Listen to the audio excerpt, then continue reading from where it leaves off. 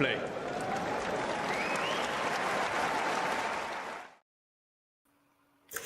Hey guys, we meet once again. Of course, I was here like 15 hours ago, and apparently I'm also going to be here for the last ball drop today. But for now, we're gonna be watching Davidovich Fokina. I'm actually gonna be here with you just for a set. Then someone else is gonna come who simply was available from 4 p.m. UK time. 3 p.m. UK time, 4 p.m. local time. And we're just gonna watch the first set of Davidovich Fokina Djokovic. Probably the toughest test that the Serbian will have until like the semis, I think. Next round he could of course play Hurkacz or Varias, so that's definitely a lot easier than Davidovich Fokina, I would say. And then in the right now, if we're looking at who he could play in the quarters, I think it's Kachanov because he just won against Kokinakis, and then Sonego Rublev. So yeah, I would say that this is not really a controversial opinion, that this is the toughest opponent he has to face until the semis. At least in terms of like whether he can trouble Novak, and also the fact that it's still early in the event, and as there are some concerns regarding his form, we would still maybe want to see like a couple more matches before he runs into someone um, who's just really that excellent. And yeah, let's see how it looks. Of course, Davidovich Fokina has beaten him before, but it is a win with plenty of asterisks on it, right? That was Djokovic in 2022, still sort of making his way back, and definitely not at his best in terms of just physicality. We saw him. We saw him struggle later on as well that month after Monte Carlo in Belgrade, where he was just, winning all these matches and deciding sets, but then didn't have anything left for the final against Rublev. So it took a while for Djokovic to get himself back into optimal shape back then, and that's why this win is not necessarily that relevant. Other than that, Djokovic also played Davidovich Fokina twice in 2021, Rome and Tokyo. At the Olympics, of course, that was a massive year for the Serbian. Of course, that was the year when he missed the calendar Grand Slam by just one match. I don't think these matches are that relevant either. The thing is, I think if we were looking at like Fucsovics Djokovic in the second round, we just sort of assumed that it will be competitive, and it was just like a regular Djokovic Fucsovics match. Anytime they play, it's the same thing. Fucsovics really troubles him, uses the slice so effectively, but then when Djokovic just locks in, dials in a little bit more, it gets comfortable. Here, I think there is actually a chance that Davidovich Fokina could beat Djokovic, just playing his game, just playing his normal tennis. Will that mostly depend on how quickly Djokovic, adapts, how quickly he can hit his top level? Probably yes. So anyway, it's definitely a lot of excitement ahead of this one, and potentially a very thrilling match ahead of ours if Davidovich Fokina delivers. And he probably should, I don't think this will be very short or competitive or straightforward for the Serbian. I think this will actually take a while, but this is also potentially a match that could make him a lot stronger for the rest of the event, I think. Especially if he is supposed to play like Alcaraz and then maybe Rune in the final. That would be I think that a tough workout somewhere around this stage might be something that he actually needs in order to be ready for that challenge. Needless to say, Djokovic is still the favorite, of course, and probably with all the experience that he has, we are assuming that like he has managed to gather all the mental energy or the physical energy for the slam. So far, we can't really say much about his performance, right? Just as I said, every single time he plays Fucsovics, this looks exactly like it did in the second round, and Kovacevic on red clay was not really a rival for him at all. Gotta mention the route that Davidovich Fokina has had, which is pretty interesting. 2021 or 2022. No, 2021 Roland Garros boys singles final was Arthur Fils against Luca Van Assche. And these are exactly the two opponents that Davidovich Fokina has eliminated so far. He lost a set to Fils, probably the one of the two with the higher ceiling.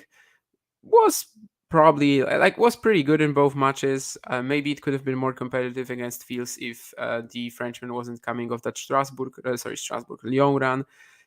Against Van Asch, he has already played him twice this year, and I guess the pattern was also pretty similar. That one of the sets is really close, but Davidovich Fokina claims it in a tiebreaker.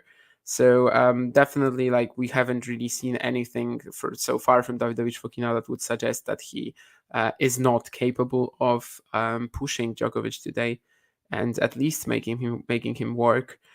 This will also probably be a match with plenty of longer rallies, so even if it's relatively comfortable in terms of the scoreline, it will probably take quite a lot of time to dispatch Davidovich Fokina, I think. And yeah, probably one of the most important, interesting matches on the slate today. I don't think that's controversial either. When it comes to other results, by the way, so far on the women's side, I think today has been very yeah, it's been just like the other days, I guess. That the best of three format has felt a little underwhelming this year for me, especially at Roland Garros. And today the matches, Kasatkina Stearns, they were over in a flash. Mertens Pegula, Sabalenka Rakimova, nothing really to write home about there. Anastasia Pavlyuchenkova, so the runner-up from two years ago, managed to pull off a nice comeback against Anastasia Potapova in the match between the two Russians. She won it actually with a bagel in the third set. Pavlyuchenkova was out injured last year, so she actually hasn't played Roland Garros since making the final in 2021. Quite clearly, she is again really dangerous here. And when it comes to the men's, we so far have had only one match finishing. That was Kachanov over Kokinakis.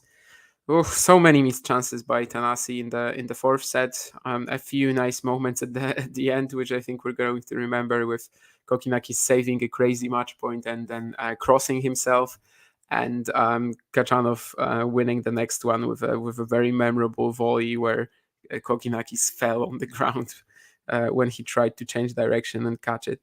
So that these were some nice moments in there, I guess, but certainly a bit of a missed chance from Kokinakis to get it to the fifth set because he served for it. He led 4-1 in the tiebreaker. And Sonego and Rublev are going to a decider, actually. So I guess a bit of a surprise, especially when with the Russian leading 7-5, 6-love at some point, and then losing the next two sets. But in general, is Rublev a big contender for the title here? Probably not. So I'm not really sure if that loss would be that would it have that much impact on the rest of the event? But of course, Kachanov Rublev is the round four matchup that everyone expected anyway, and this is what we've already had this year twice as well, and they are tied. So it would be cool to see this again, I suppose. And here we go. Djokovic is starting the match with his serve, already with some nice forehand aggression, and eventually he draws out an error from Davidovich Fokina. On the last ball drop shows that we've done like the past couple of days, a few of the people that came in, we were talking about like Djokovic's forehand having no potency in Monte Carlo, Banja Luka, due to the injury, maybe also not being phenomenal in Rome, just being pretty average. But so far in Paris, we haven't really seen him struggle at all with creating offense from that wing, and certainly not in the Kovacevic match. But that's also because he had a lot of short balls to attack there.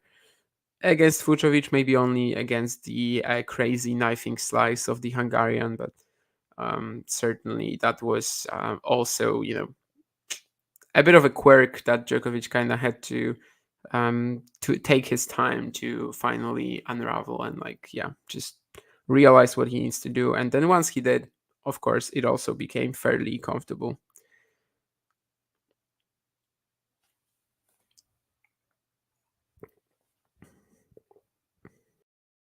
It'll be interesting to see how much Davidovich Fokina maybe tries to learn from someone like Fucsovics, whether he maybe will try to introduce a lot of variety into his game himself today. He could, but yeah, it's really unclear. I think he needs to just take his time and sort of look first at like what can actually give him some success today against Djokovic, right? Because if you told me that Davidovich Fokina is going to outplay Djokovic from the ground, it's not impossible today. I think we still don't really know where exactly Djokovic is at the moment, how close he is to like Grand Slam winning form. And if it turns out that he is really close, then that's probably when Davidovich Fokina should start really trying to just make him really try to make him make him uncomfortable. But if it turns out that he could actually keep up with him in like just normal exchanges, then maybe that's the way to go. But we'll see. So far, just 30-15 on the Djokovic serve. Davidovich Fokina already with a couple of great slices, and he gets back into the point, should be winning it, and that's exactly what he does. That one slice with a lot of side spin to the Djokovic forehand really allowed him to get back into this point, and then he just slowly built it towards victory. Ended up with a pretty decent forehand approach shot that Djokovic did not get over the net. 30-all.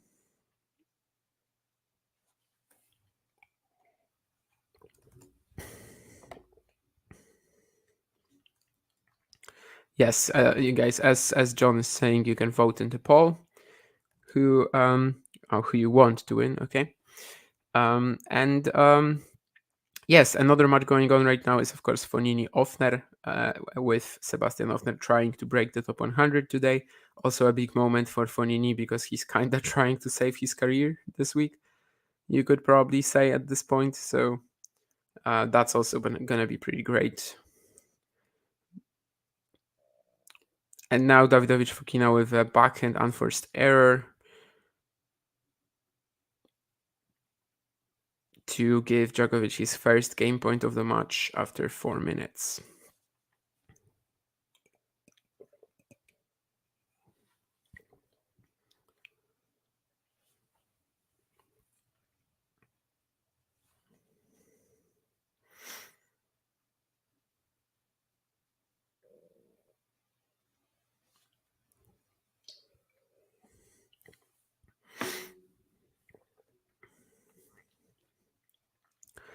I've heard that it's also quite windy today. In the past couple of days, Djokovic has struggled with that. Well, past couple of rounds, so maybe that's something that Davidovich Fokina can abuse. Something that Djokovic has definitely not been struggling with is like firing these second serve sliders to the middle, down the tee, and he just fires another second serve ace to give himself the first game of the match. Davidovich Fokina was clearly trying to get himself over to the left side of the service box, perhaps trying to hit a forehand instead of the backhand, but that ended up poorly. I wonder if this is something that Djokovic also like notices when he's tossing the ball, if maybe he could have actually changed his mind last minute here. Kind of unclear from from the replay or from just a live feed, but maybe this wasn't the intention all along, because he also hit a lot of these against Kovacevic. It's like Davidovich Fokina is expecting the safe direction. He doesn't really get it, but I wonder if that was the plan all along for the Serbian, or maybe he noticed that Davidovich Fokina is very keen on already trying to find some huge aggressive return on his second serve. And we'll see how the Spaniard handles his first game. Of course, as usual, when you're the huge underdog, it would be good to start off, with just leveling. Now it's Djokovic's turn to misfire first in these backhand cross-court exchanges. Just a slight mishit, and it ends up bouncing very close to the line, but no cigar.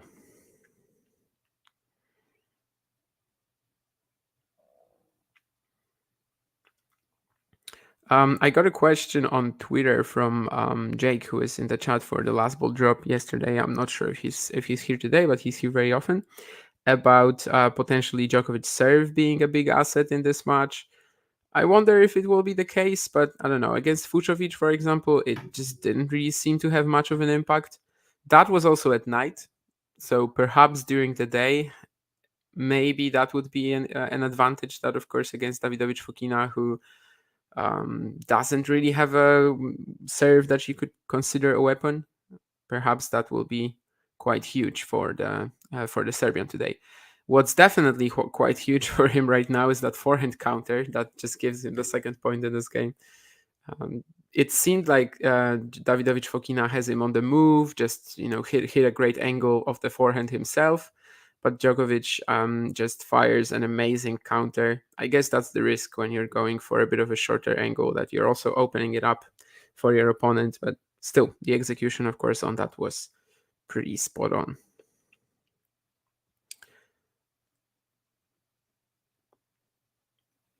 Davidovich Fokina won the next point, though, so he is still 30-15 up.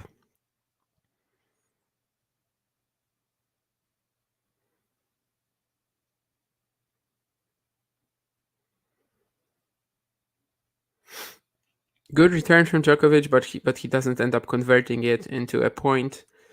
Tried to run around his backhand and did not end up like making it in time.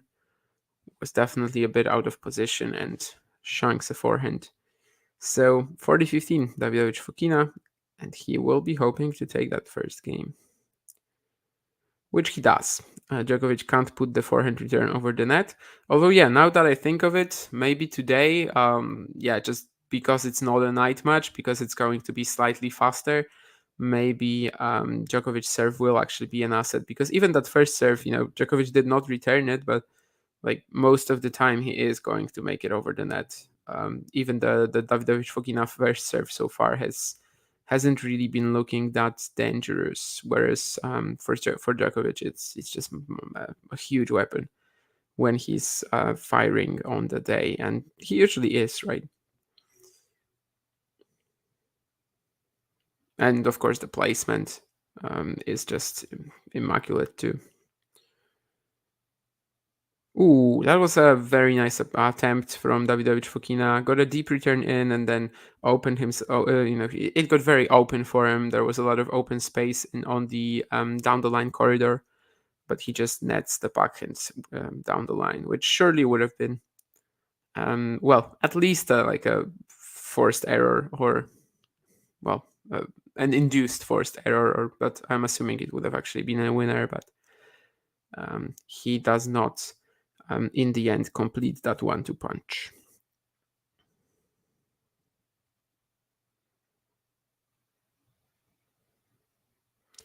Double fault from Djokovic, though, to give Davidovich Fokina his first point in this game.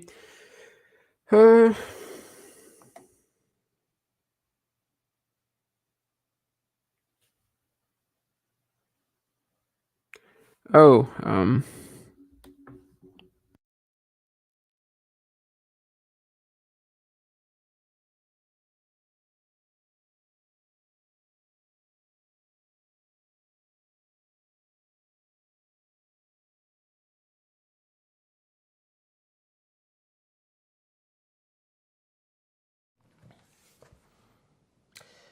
Coming to you every evening, night, day, depending on where you are in the world, will be The Last Ball Drops. This will be a show on talking tennis as soon as that ball drops on the last match of the day, morning, afternoon, evening, or night at Roland Garros, probably on Philippe Chatrier.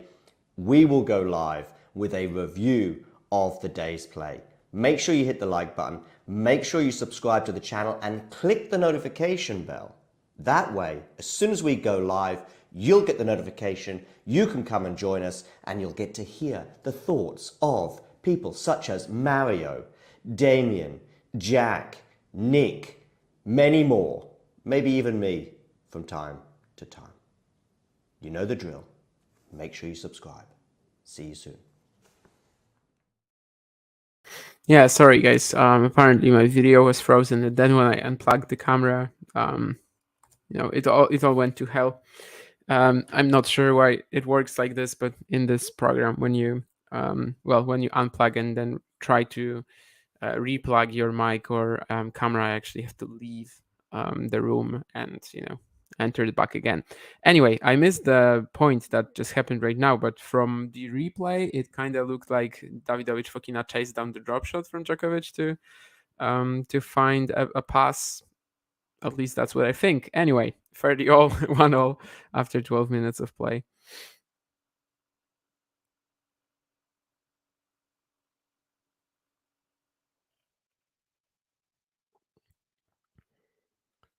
Well, I was talking I was saying earlier that Djokovic's forehand offense has looked pretty great this week, but now is when he actually did not take advantage of that moonball return from Davidovich Fokina and then even netted um, well the shot that came after his +1 forehand. So we have a 30-40.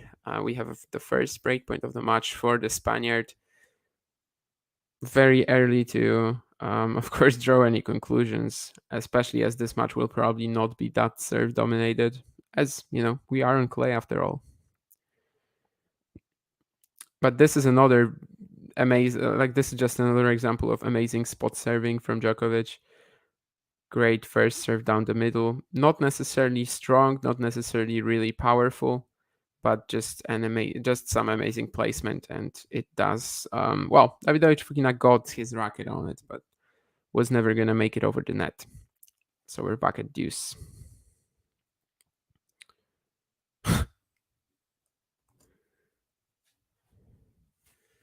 Not sure what to think about you preferring me frozen, but oh, did it freeze me again? By the way, I think so.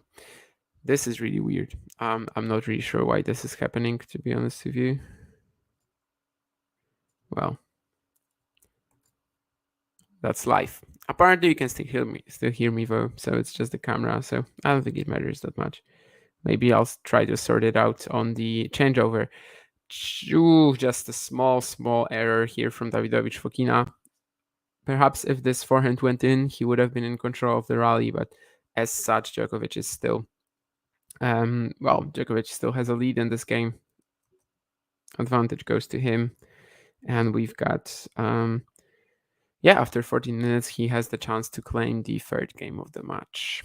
Well, if you preferred me frozen, then I guess I'm frozen again. So your wish has been fulfilled.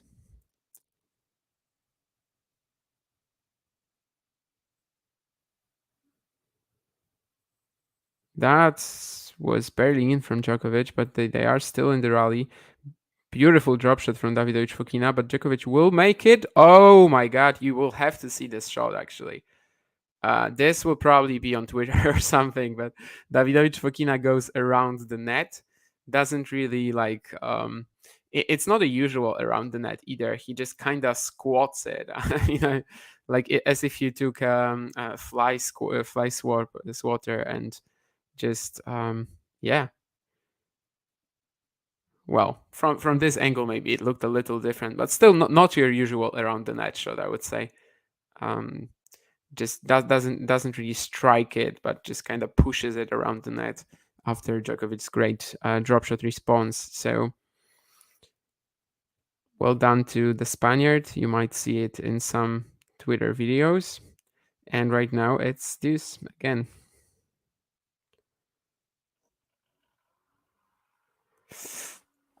Davidovich Fokina feeling that he has some sort of a chance here, but that also makes him to go for maybe a little too much on this backhand, which he just nets. Indeed, nice one, Alejandro.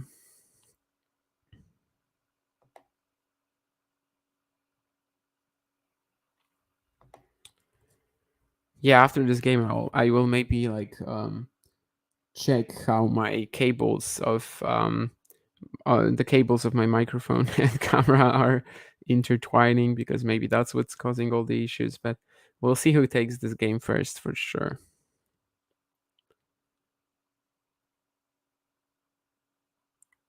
That's not going to be in. So this time a great punch from Djokovic from the backhand side. He directs a couple of forehands, finishes it with an inside-in bomb that Davidovich Fokina can't quite counter, and we're at 2-1 after 16 minutes of play. Yes, let me maybe see if there's anything I can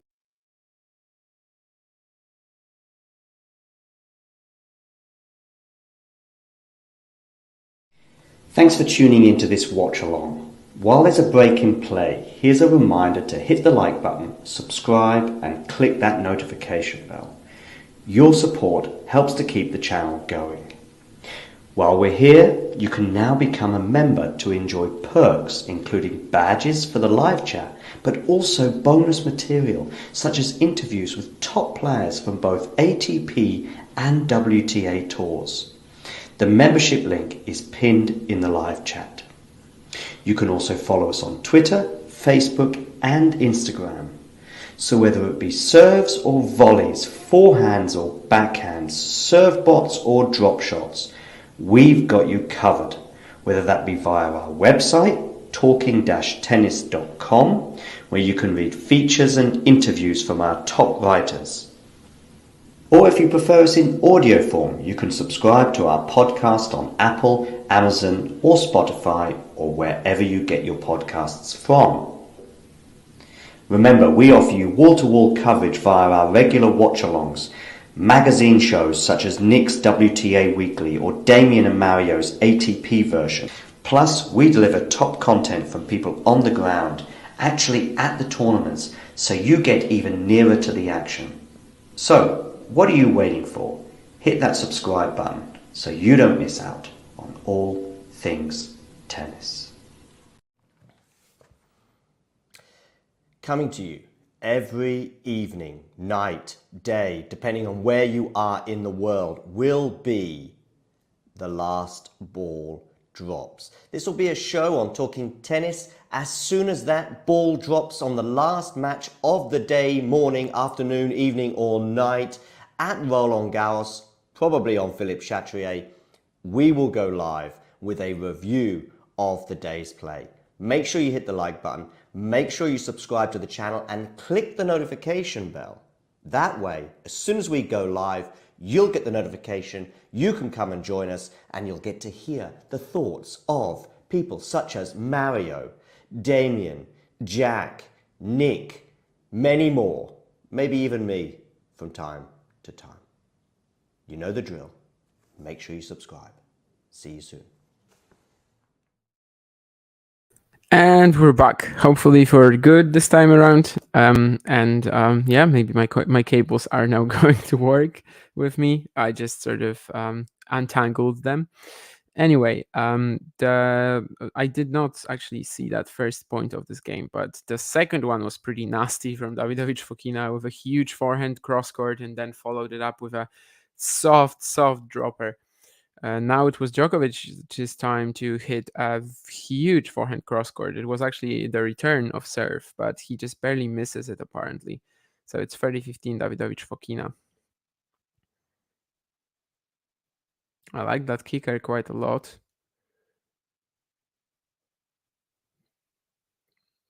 He did not really take advantage of it to the fullest extent, but he is still in control.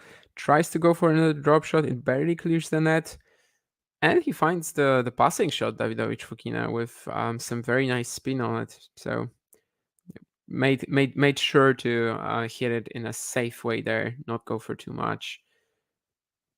Very good stuff in this point for sure.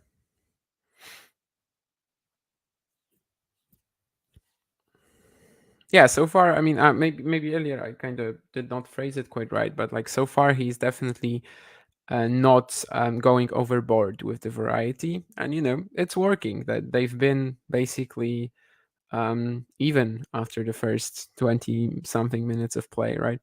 You can't really split them so far, and I guess that just kind of shows you that Davidovich Fokina can hang with Djokovic off the ground. We'll see how their respective levels are going to be kept up as the match goes along. Let me quickly also check how the potential top 100 debutant is doing in Sebastianov there. Well, Fognini has 2 set points in the opening set. We also have, of course, Rublev and Sonego in the decider, which is quite huge. But so far, nothing there either. Rublev has a game point for 2-all. But let's get back to Djokovic and Davidovich Fokina. Now it's time for Djokovic to try to unleash the drop shot. Is that going to work out for him? I'm not sure it was the perfect one, but still an interesting call here from Davidovich Fokina, who just sort of stayed there at the net and just held his racket pretty high to try to maybe somehow block the pass from Djokovic. But Djokovic netted it, I think, unless the replay will show us something else. But yeah, Djokovic just netted it. Davidovich Fokina was just basically holding his racket in front of himself over the net and hoping he somehow blocks it, but Djokovic just netted the pass. On the replay, we could also see that Davidovich Fokina, like the spin on his redropper was like so huge that he almost hit himself with it. It's similar to that famous Benoit Paire volley against Gilles Simon in Paris. Not Roland Garros, but Paris-Bercy, where on the replay you can see that like the shot almost almost hits Benoit Paire because there's just so much backspin on it. Anyway, Djokovic gets the next point, so 15-all for now.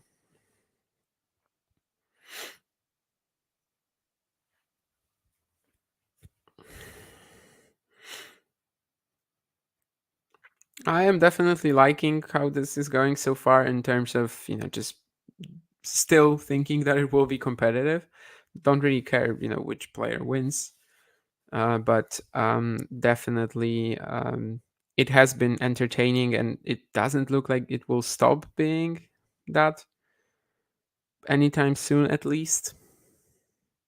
Whereas the first two rounds from Djokovic, against Vucevic, it kind of stopped being entertaining after the opening set. And against Kovacevic, I would even say that maybe it wasn't really a great show at all. Of course, not really from, it's not really Djokovic's fault. It's also not really Kovacevic's fault. I mean, he has never won a red clay match and got drawn into just a terrible, terrible, nasty matchup. Davidovich Fokina wins the next point with this nice combination of a short angled backhand and then following up his backhand down the middle to the net. Djokovic has it on his racket, but cannot make the pass. Probably Davidovich Fokina would have still gotten it. Rallies won over 8 shots here. Usually you would see the stat with 9, but Rallies won over 8 shots according to my TV feed. 7-3 in favor of Davidovich Fokina, which is really interesting because in the opening set against Vucevic, there was a moment when the Hungarian was 18-5 up in the longer rallies against Djokovic. So it's really interesting that he's losing so many of them to these guys. Well, of course, with Davidovich Fokina, the sample size still isn't that huge. I wonder if maybe in the near future we're going to see a bit of a trend of that. Maybe it's related to like a bit of physical decline, which is natural at this age.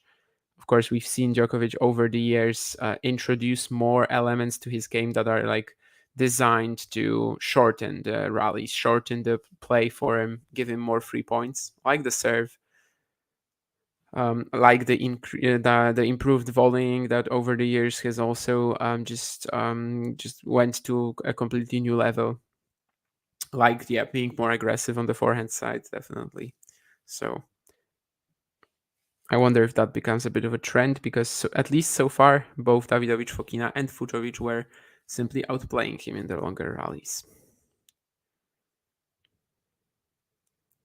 Anyway, 15-40 after a backhand unforced error from Djokovic, and Davidovich Fokina now gets another couple of breakpoints. In the third game of the match, he had one, but did not manage to convert it. I think it was Djokovic's great serve back then. Right now, the serve is pretty good too, and Davidovich Fokina still is in the point, regardless of that. Now they're exchanging backhands cross court, and Davidovich Fokina is the one who cannot withstand that, who eventually makes the error.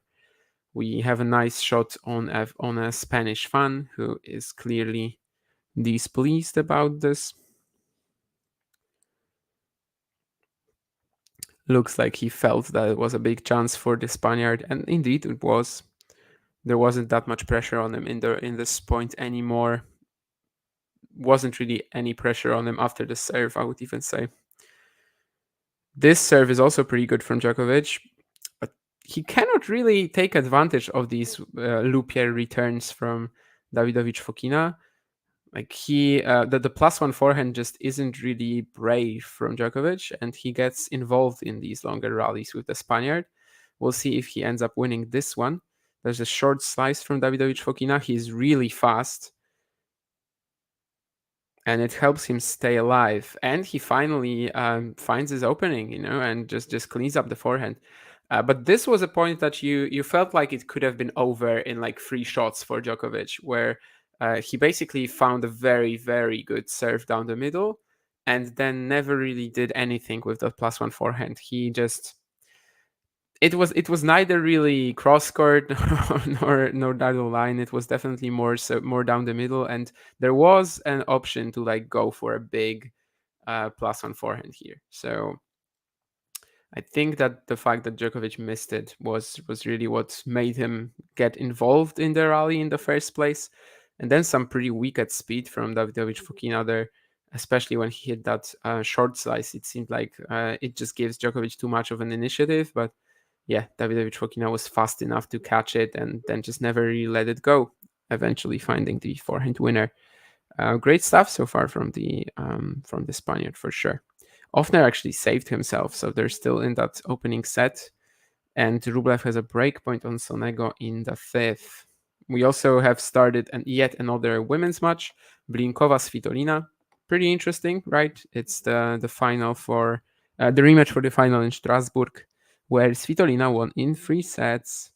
Rublev is stressing me out, says Jane. I have not been watching that one too much, frankly, so I'm not really sure, how he has been doing.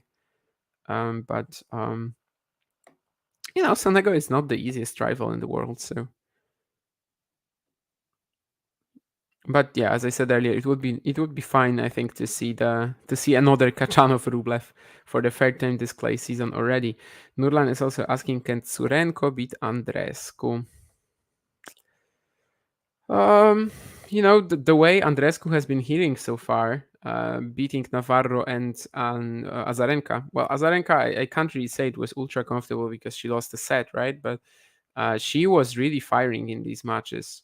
So I would say we know what sort of potential Andreescu has. So like, if she is playing at her very best level, I'm not really sure Tsurenko has that much to like stand up to it.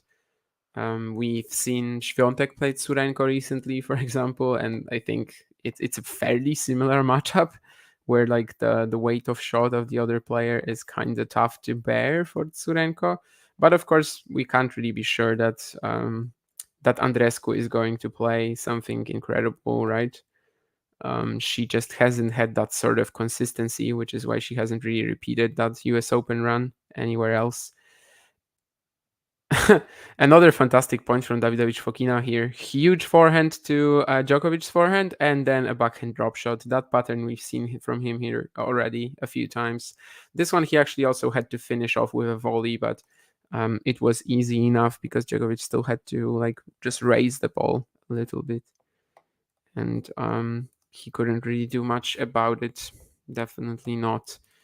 Didn't Andreescu and Tsurenko, by the way, did they play like this year? Maybe no. It was. I wonder because they I think they played in like or were on track to meet in Hua Hin, right?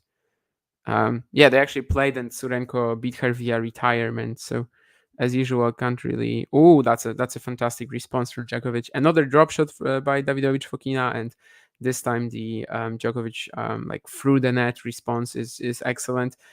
In fact, it was fairly similar to the one where Davidovich Fokina hit that around the net shot after, but this time the Spaniard was just in a completely different spot and had no real chances of getting there. Actually, Tsurenko beat Andreescu twice and both times via retirement. So I don't know if you can really take much from these matches. Neither was on clay as well, I think. I mean, at least Huahino was, of course, on hard courts. There's one in Billie Jean King Cup in 2018, which I would have to check on which surface it was. But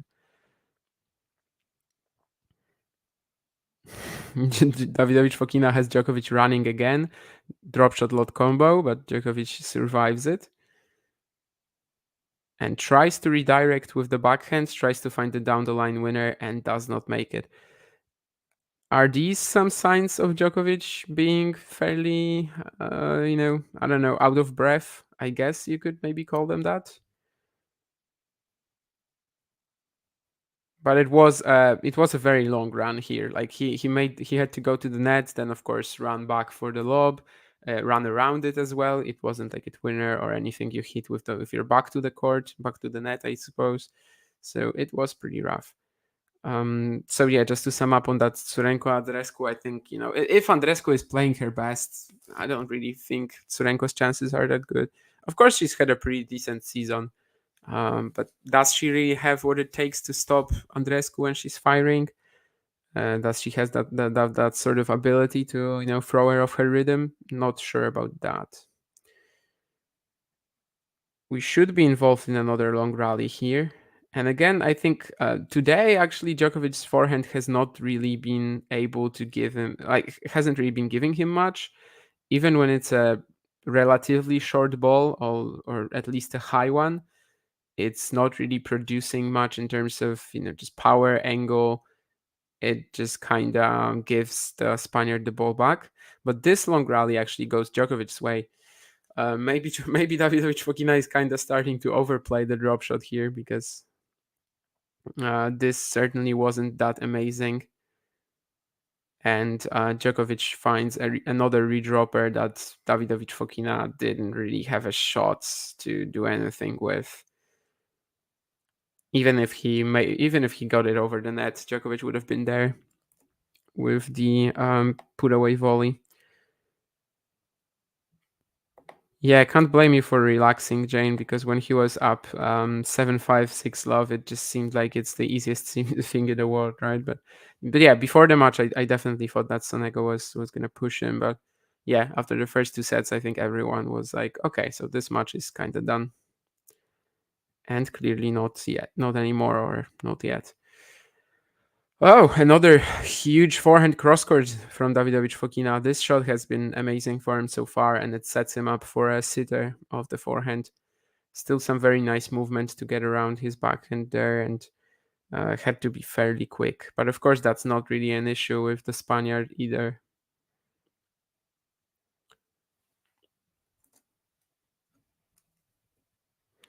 And Fonini will have another set point on Ofner.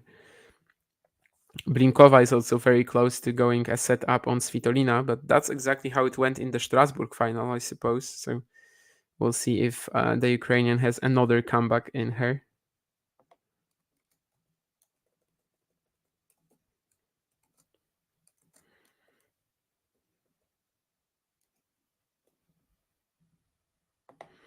And let's see what Davidovich Fokina does on this deuce point.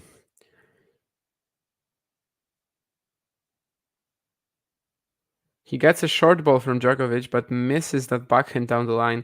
This is very similar to a couple of games earlier when he had that return 1-2 punch and went deep into Djokovic and then got his backhand got it set up for a backhand winner down the line and netted it. Very similar also in terms of his positioning here and how he sort of lunged into the ball a little too much. Djokovic is definitely seems to be feeling something. I'm not really sure, of course, what, but he was maybe pointing to, he was showing something to his team. I think it's like maybe not really an injury, but like something with his conditioning. I think he's like a little tired with this game. Davidovich Fokina just keeps having him run towards the net.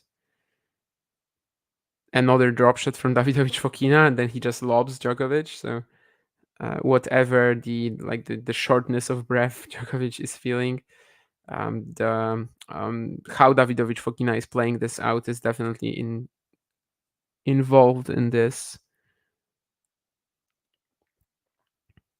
It's kind of interesting that it's been like 30 minutes and Djokovic is looking really tired, but maybe he just needs the changeover or like a couple of shorter points to recover. Davidovich Fokina thought that this serve was maybe in, but he's actually gonna have to serve for the second time here. Deuce.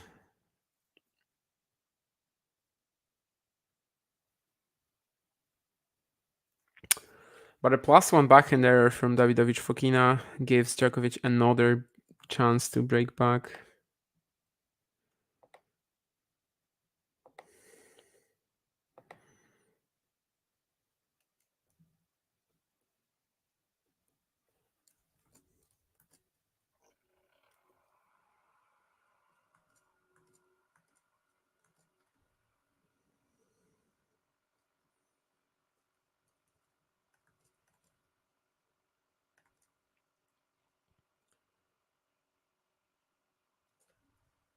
They are involved in another one of these backhand cross-court rallies that we've seen a lot today. And Davidovich Fokina tries to go for a bit too much. I think he didn't expect Djokovic's shot to um, at first bounce pretty deep, but also at the same time just sort of fly towards him at an increased pace. And he does not get that backhand down the line over the net. So it's 3-all, 37 minutes. We'll see how Djokovic is going to look physically in this game because, yeah, all these drop shots from Djokovic from Davidovich Fokina seem to have actually gotten to him a little bit in that previous one.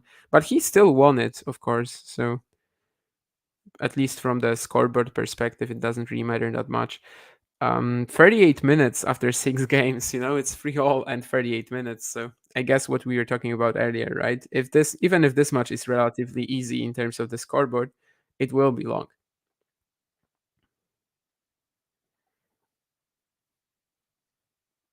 But we definitely cannot be complaining about the quality or entertainment so far. Djokovic this time tries to do something more with the forehand, tries to go for something a little more unconventional. It's an inside-in bomb, but it misses. So love 15. I'm trying to look through Twitter at the same time to see what people are saying about the Djokovic may be looking a little wary in this game, but I suppose there's not really much that has been said about it yet. Maybe it's really just the few drop shots from Davidovich Fokina, and he'll be fine in a few minutes.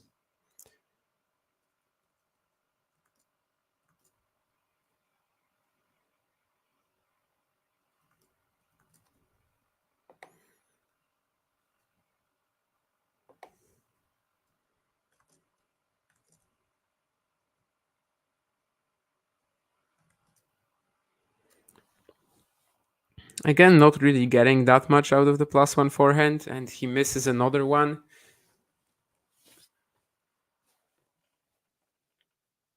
Did not time it right here. 15:30. We have a stat on forehand unforced errors on the screen. 5 of them from Djokovic and 2 of them already in this game. So, it's not like he has been missing plenty of them, but definitely this game so far, it's why he is down 15:30. Lots of wind again, as we can see on the Djokovic shirt.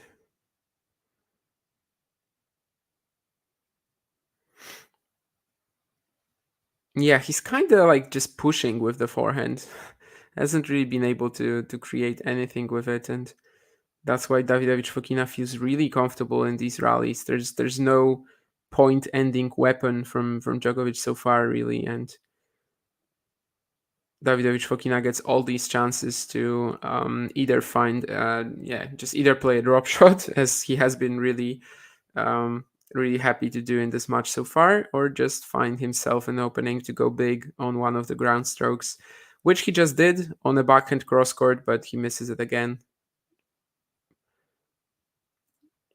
If Davidovich Fokina was not missing this many backhands, like the kill shots that he's trying to go for, he probably would have been up in this match like 4-2 or something. But that's been like the one weak spot so far, and of course a few of these drop shots that he maybe went overboard with, but at the same time he won a few points with it. So I mean, not even a few, a lot more than a few. And this time for free. Sorry, for free. I want to say 40-30. Not for free yet, but it could be for free after this point if Djokovic clinches it. Yeah, it doesn't seem like there's much talk yet about Djokovic being a little tired. So maybe it's just the drop shots um, that um, that made him feel like that. Djokovic comes up with a drop shot himself. It's really weak, but Davidovich Fokina, what the hell is he doing? I mean, he just went like with a full with a motion that he used his arm to like its fullest extent on this motion on this drop shot response. He just fired a huge forehand that sails long. That's not really what you should be doing. But of course, Davidovich Fokina over the years, he definitely has struggled a bit with like shot selection and understanding what to do at a given moment on the tennis court. But a bit of a missed chance there. Djokovic is like grabbing his forehead quite a lot as well. He's definitely feeling something. I don't know if it's just like physical fatigue or maybe a headache. Like it could even be a headache, frankly. That's I could imagine myself grabbing my head like this. He's currently talking to his team and well, talking, he's showing them something and saying some words, but I can't really decipher what they were. But yeah, he's certainly feeling something. I have no clue what that is. It's not clear, but it exists. Something is not okay exactly.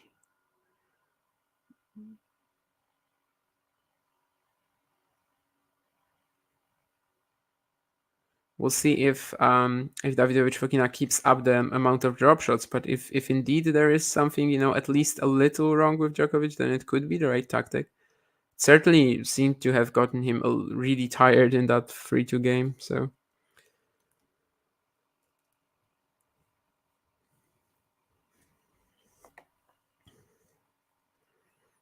and Fonini took the opening set against Ofner, and Sonego has a break point in the fifth. That's not something that Jane will like.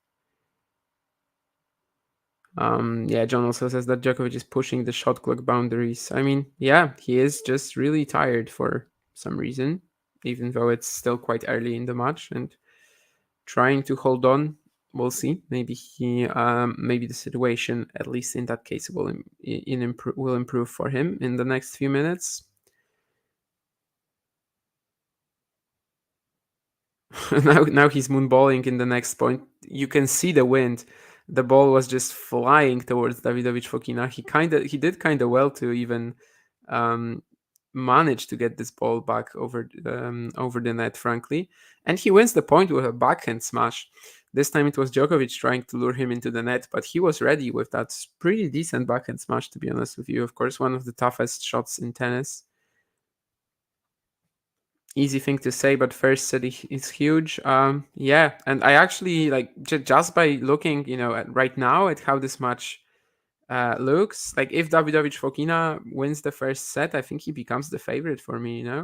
Djokovic has been looking unreasonably tired, I would say, given that it's 45 minutes so far, and also, yeah, he just is completely dead even with Djokovic. So I think if he takes the opening set, he would become the favorite for the match for me.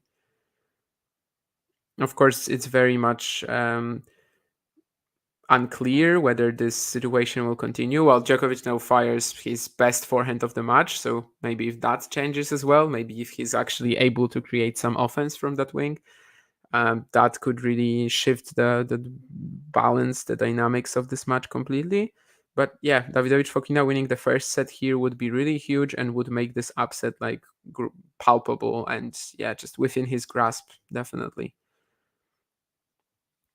Good serve right now to get himself up to 40-15. And Sonego is serving for the match, so we might be losing another top 8 seed. Probably the top 8 seed that no one really, along with, well, Sinner maybe had in like top 5 contenders, but still pretty massive. It would be Kachanov Sonego in the fourth round if Sonego is to serve this out.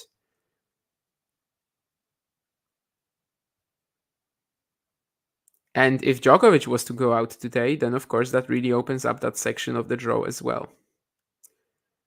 Great point from Davidovich Fokina here, and he gets to 4-all. If you were to tell me that Davidovich Fokina has been the better player so far, I would not be arguing. I guess the main thing, yeah, is just to see whether that state of tiredness that Djokovic seems to be in, or like at least was in a few minutes ago, is going to persist or pop up again.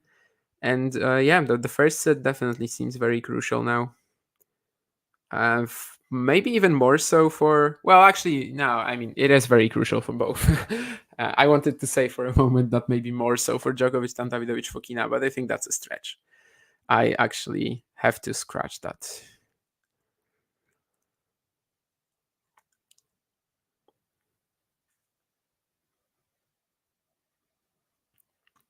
Another good serve out wide from Djokovic. Davidovich Fokina hasn't really been handling them. Lots of mishits on the forehand return when Djokovic goes for that direction on the deuce side.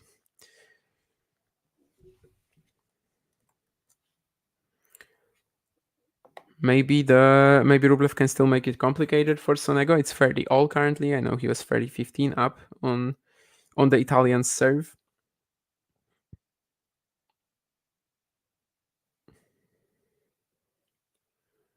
Ooh, that's a very short backhand from Davidovich Fokina. And will Djokovic take his chance with the forehand? He's not getting that much penetration on them, but I think in this rally he probably will be fine. Or will he? Oh my god, what a point! But I think Davidovich Fokina just threw this lob out, and yeah, and he's showing that the wind just carried that ball way long. But it was a great rally. Djokovic again not really getting that much penetration on the forehand, as I said. He ended up going for a drop shot.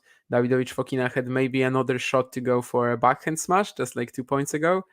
But he decides to try to lob Djokovic with like a very soft touch, and clearly that wasn't the right idea. Of course, when it's super windy and you just let the ball float a little bit, you try to just push it and not necessarily strike it. That's never going to end well if you're on the side that plays with the wind, not against it.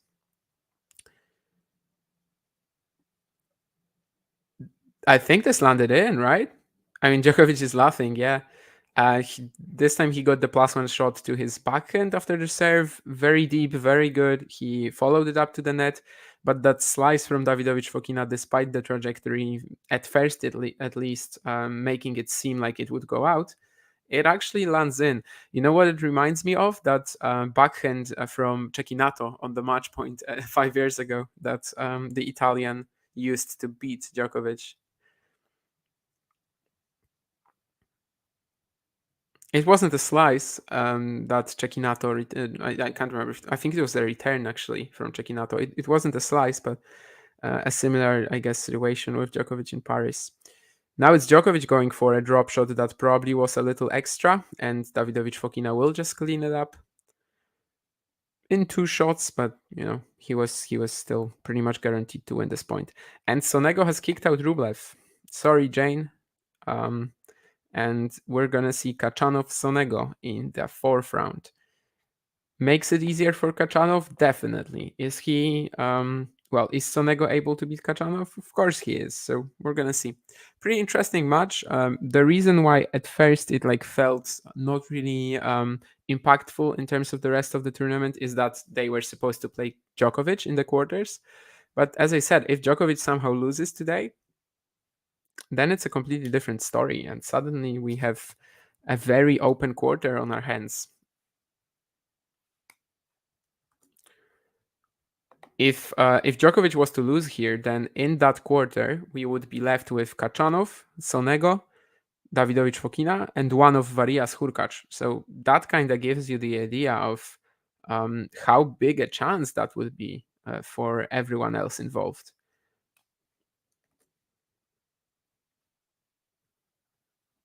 But of course, we are still just in the first set, and the match has just been dead even so far. So we can't really say that Djokovic is likely to go out yet.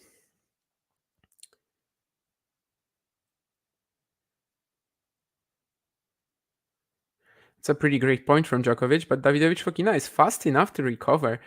Definitely, Djokovic has been more comfortable attacking off his backhand side so far, and you can see it like in the points where he is just dictating of his backhand side. It's just a lot cleaner for him. He gets he gets better angles. He gets more pace on it. He hits through it a lot more. Maybe it's just easier for him to play that shot with the wind. But well, yeah, Davidovich Fokina is just so quick, and he manages to recover, and eventually Djokovic makes the error.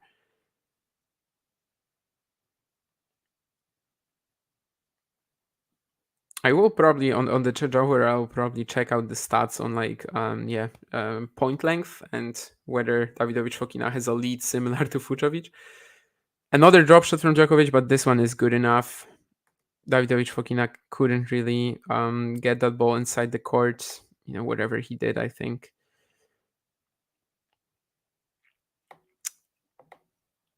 53 minutes already. We're only in the 9th game. So yeah, this will be a marathon, especially if it goes like 5.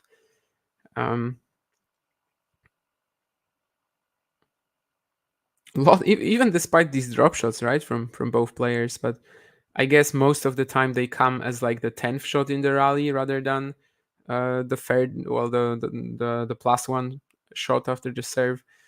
Not right now, not in the previous point, but most of the time. Will Davidovich Fokina be able to stick around in this game? There's that slice with a lot of side spin to Djokovic's forehand again, but the depth isn't quite there. Can Djokovic produce something of the forehand? Great backhand down the line from Davidovich Fokina, but he cannot position himself for this one, though. He was trying to step around it, or like at least did not have enough time to actually, return to his forehand side, and makes the error to let Djokovic go 5-4 up after 53 minutes.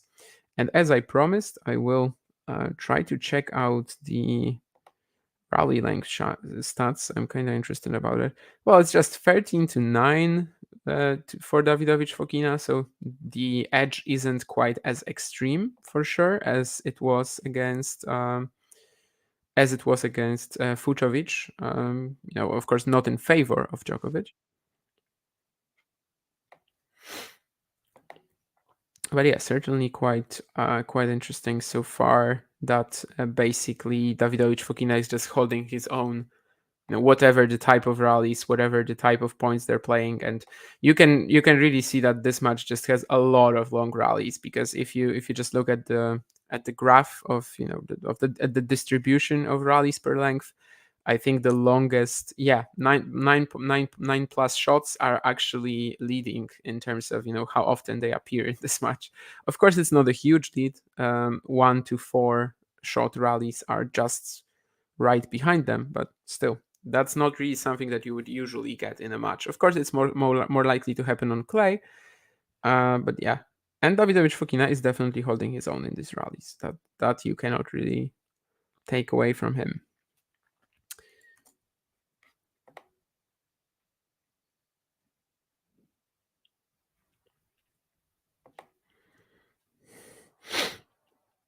Yeah, and Svitolina maybe is mounting another comeback, because she is 6-2 up on Blinkova right now. And sorry, Blinkova was won the first set 6-2, and then and now she's leading 3-love again in the second. And I think I said earlier that Svitolina won the Strasbourg final that way. I was actually thinking of her match against Burel in the semis. Of course, she won the Strasbourg final in 2 sets, which was actually like fairly easy for her. Maybe a lot easier than expected, which is maybe why I made the error. But yeah, anyway, it wasn't like the Strasbourg final. Plinkova did not win the opening set there. But maybe Svitolina is mounting a comeback like she did against who was it in the previous round? Storm Hunter, right? And also against Clara Burel in the Strasbourg semi.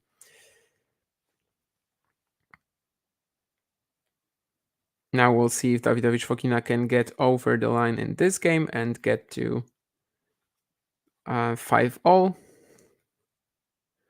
So far, so good, because he's 30-love up.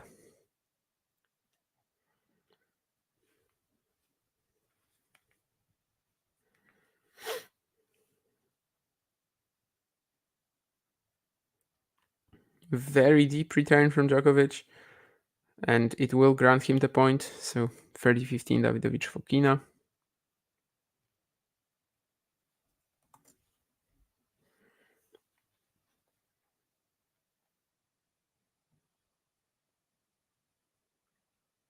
I wonder who that is, because they just clearly showed us someone who I probably should have known, but I don't.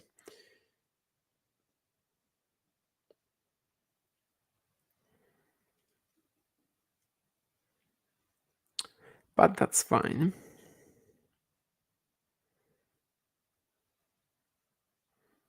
Kinda looked like Pedro Cachin if he didn't have a mustache. Anyway, Davidovich Fokina gets to play a +1 forehand, but he just misses it. Tried to go maybe a little too deep, was also out of balance. And now we've got 30 all, and it's suddenly getting interesting on the Davidovich Fokina serve. Of course, not really interesting from the Spaniards' perspective, who, after winning the first 2 points, probably expected to be at 5 all in just a second. That's some great backhand offense from from Davidovich Fokina. He had like the third chance in the match to go for this backhand down the line, where on the previous 2 occasions he just launched himself into the ball a little too much. This time it's much better. Djokovic gets it back, but he cannot get back the backhand cross-court response from the Spaniard, which was just pretty huge as well. I mean, the racket head speed of Davidovich Fokina is naturally quite amazing, and he showed it on this point. Finally, getting something done with the backhand, because so far this has definitely been the weaker shot for him in this match. Oh Jesus! Talking of racket head speed, he just fires like a crazy forehand. Djokovic is still in the point though, and he will clean it up. Great forehand counter from Djokovic. If the forehand has been working for him this match, it's when he's just redirecting of the forehand side. When he gets a deep ball to it, he can slide into it most of the time and just redirect cross court without much issues. But when he has like an opportunity to dictate himself, he needs to inject pace himself of the forehand. It's been a little wonky, but anyway, deuce. This one was amazing, and then he just cleaned it up in style as well with the backhand crosscourt. Davidovich Fokina again 2 points from losing the set, but right now he's 3 points from losing the set because he just fired an ace, probably the best serve of the match from him so far, and it couldn't have come at a better time.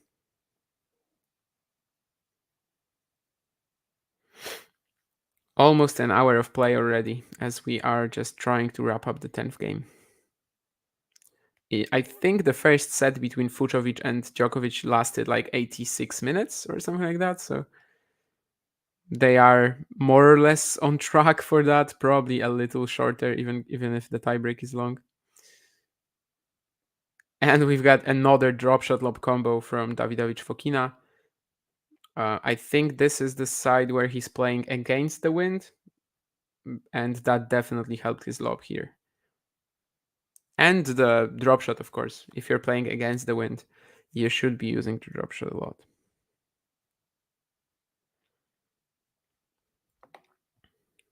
Svitolina is close to bageling Plinkova in that second set, so a complete turnaround there. And Fonini and Ofner are still pretty early in that second set. I think Ofner was up a break, but right now they're back on serve. And we are also on serve here, not exactly back on serve, as only for a brief moment in the set we weren't. And 5-0. There were a couple of tense moments here, but yeah, Davidovich Fokina found some very, very very simple 3 points on the pressure moments, right? The 2 deuce points, or like one of them wasn't really a deuce, one of them was 30 all, but like the 2 points when he was just 2 points away from losing the set, he one of them, I think he had that nice backhand combo down the line and cross court, and then the other one he just found his best serve of the match. So great timing from the Spaniard there.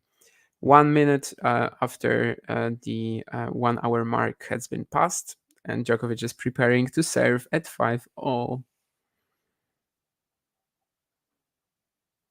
Double fault from Djokovic doesn't put him in a great position. to start this game off.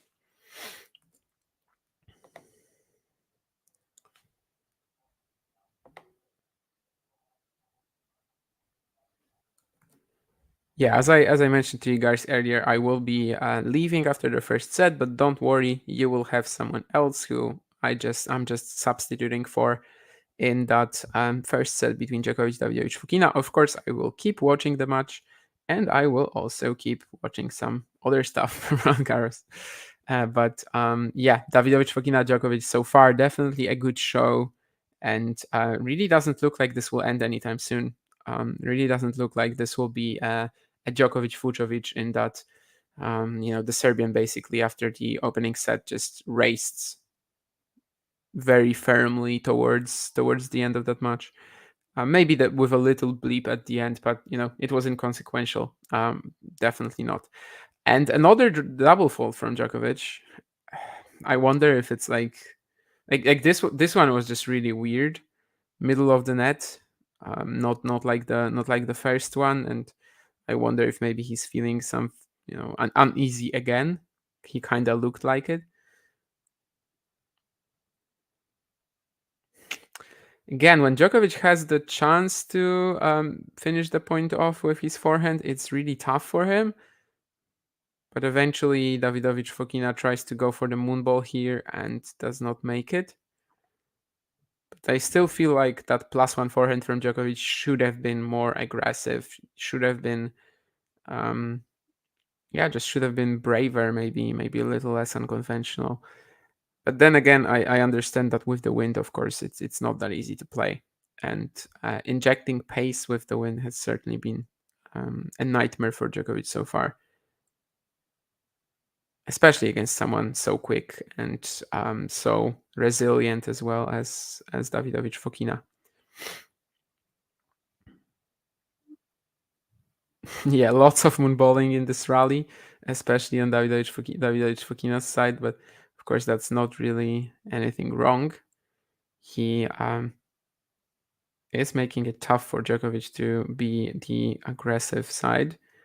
Ooh, that was such a well played point from Davidovich Fokina. It seemed like that forehand cross court at first was going out, but the placement on it was just insane. And then he just slowly worked his way towards the net, but does not make the finishing volley. It was pretty tough though. Like it wasn't that much of a missed opportunity. He had to play it with backspin at the same time from below the net. Wasn't a great attempt, but you can fully understand why he missed. I think he was hoping that backhand crosscourt was going to give him more time to prepare for the volley, but Djokovic was very quick with the response and a low dipping one at that too. So 30-all right now, and the only points that Davidovich Fokina won were, of course, the drop shots. The double faults. So I wonder how Djokovic is going to approach this second serve now. And I think it's out again. This is the side with the wind, I think. Yeah, it looks like that from Davidovich Fokina's shirt as well. I think this is the side of the side of the court where they're playing with the wind. So if he's like just trying to roll his second serve into the service box, it's gonna be really hard, right? He's just going to as I said earlier, you cannot really let the ball float. Without your control, without your pace, without the pace from your racket. So maybe that's why he committed the two double faults on the deuce side. As I said, the one on the outside was a little weirder. But yeah, 30-40 down, and three of these shots already. Three of these points that Davidovich Fokina won were double faults. This time the return lands in the serve lands in the box. Davidovich Fokina is defending with the moonball again. Oh, and that's a fantastic shot. Very sharp angle on the backhand crosscourt from Davidovich Fokina. Lands on the line, and he will serve for the set after the changeover. I mean, he has been the better player over 66 minutes of play, I would say, but you do have to wonder like what's exactly going on with Djokovic. There's been moments when he hasn't looked all right, and it's unclear what the reason for it is. Like, it's not a very clear physical issue. Oh, so the guy that I didn't know who it was actually Marco Verratti, which is pretty funny, but I just saw it on Twitter. As I said a couple of days ago, I think on one of the streams, my football knowledge ends in around 2010. So I probably have never even seen Verratti on the pitch. That was the guy who I said looked like Pedro Cachin if he shaved himself. So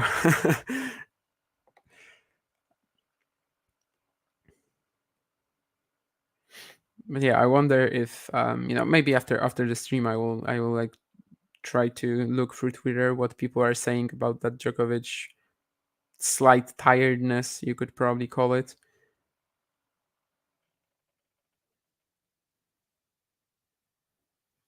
But yeah, the three double faults at 5-all were quite weird. Then again, the wind definitely plays its part, and we've seen Djokovic struggle with the wind already in the previous two matches. So. But yeah, now the question becomes whether Davidovich Fokina can serve it out. There was one, basically there was just one moment in this set when he had a break, and it was at three. He broke at 2-all, and then he got broken back right away, right? So he will be hoping not to repeat that pattern again as he tries to clinch that set.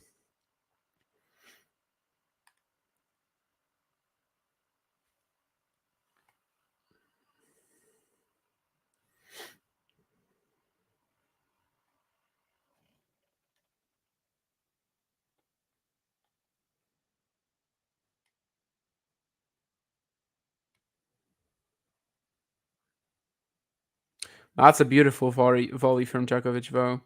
One of these magic touches you wouldn't probably have gotten from him, in the first decade of his domination of in the sport, I guess. From 2013, 12, or something like that, you wouldn't really get it from him. But this one is just astonishing, and he gets the first point of the game to make it interesting and to put some doubts into Davidovich Fokina's mind.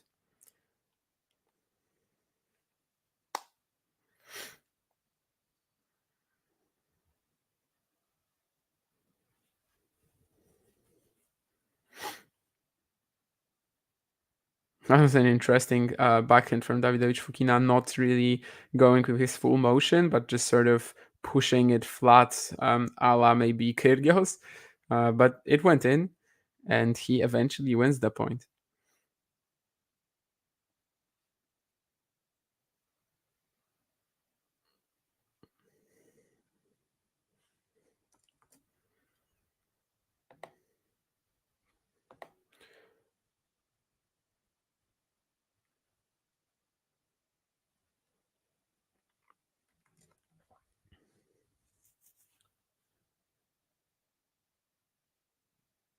Oh, I guess I don't know if it was the wind or the bounce that Davidovich Fokina did not accurately predict here, but he should have had this point.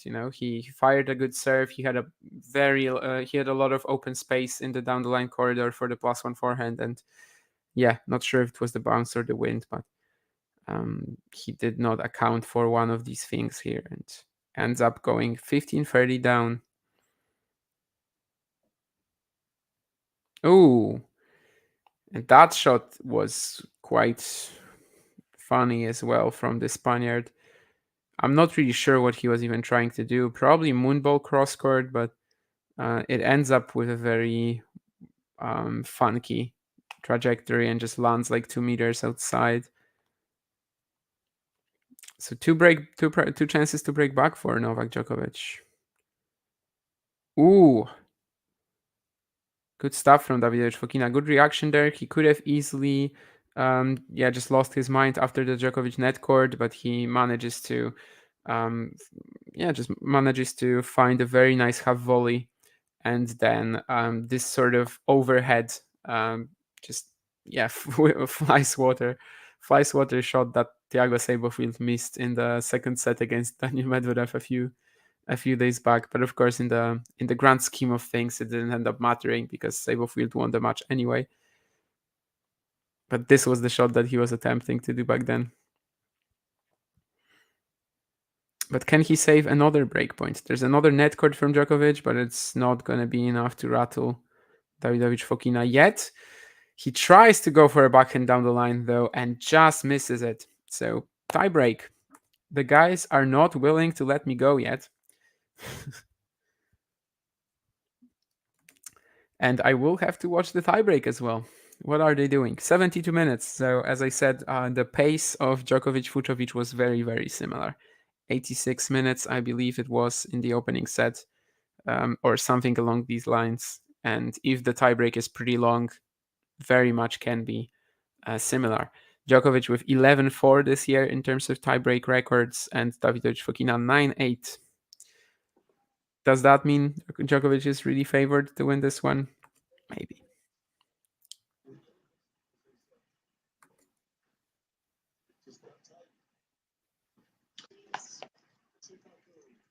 Oh, hi, Damien. I'm just going to join you here. Oh, hey, Jamie. I think I will have to grab my earphones then. But I will do that in a second.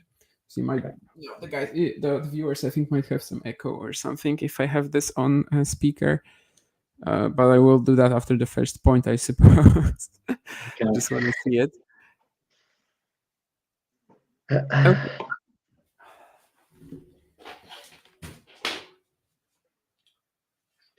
So we're into a tie break, guys. Intriguing match between Djokovic and Davidovich Fokina. Yeah, Davidovich just failed to serve out the first set. Didn't he?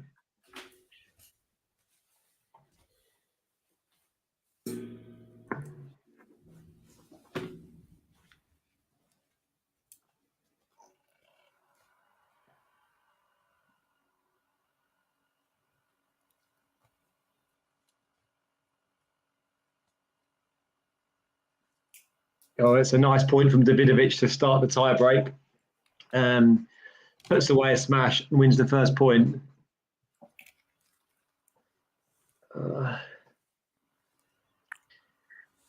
Hey, Damien, who's your money on for the tie break, Damien? Tough call. I will try not to spoil things for you because apparently my stream is a little far ahead. Okay. But well, Djokovic is the king of tiebreaks, right? Like just mentally, I trust him more. But after watching the first set, I would say, game wise, I trust Davidovich Fokina more. So yeah, you can imagine Djokovic is just gonna he's just gonna go into lockdown mode now, isn't he? Exactly, yeah. Not make any errors for the next 10 points. And, Yeah. at least so far in 2, he hasn't made any. I don't know if it will continue. But... Oh, yeah, Davidovich nets the forehand. So it's 1-1.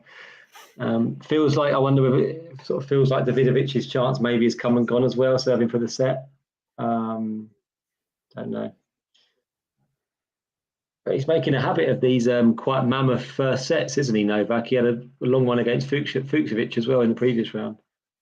Yeah, I was just talking about it. That was like 86 minutes or something along these lines. So yeah, the tiebreak here can actually make them match that, I think, if it's reasonably long. So Yeah.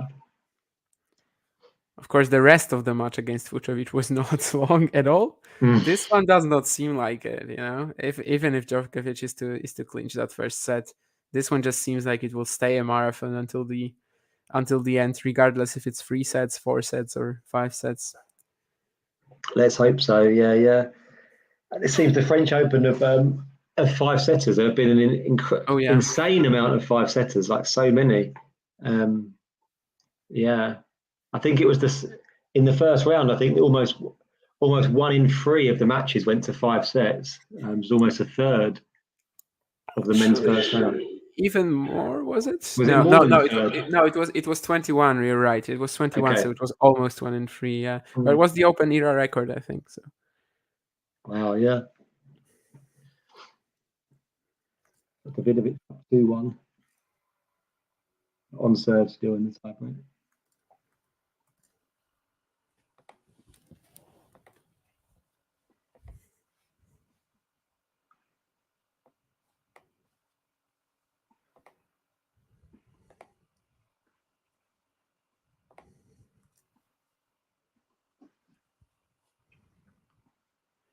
And how long have you been able to watch this one?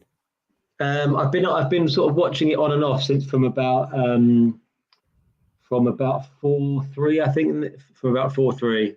So I missed the first 7 games. Okay.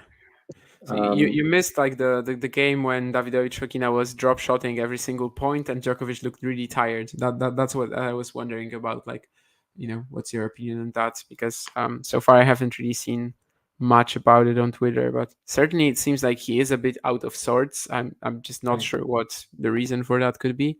Like it seems more like conditioning rather than injury. I don't know, but there was a moment when Davidovich Fokina was just drop shotting, and Oh Djokovic wow! just seemed like he had he just had enough of it. But eventually he actually won that game. So Yeah, I didn't see that, but a drop volley from Djokovic and he's 3-2. But Davidovich Fokina with a mini break in the first set. I saw the game where Djokovic did 3 double faults. I think it was the game that he was broken. So yeah, he looked quite out of sorts there as well, I guess too. Davidovich is playing well though, from what I've seen. He's playing really well.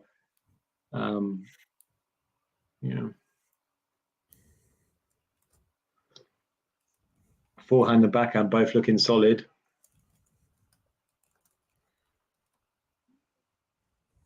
Yeah, there's a lot of deep inhales of breath from Novak at the moment.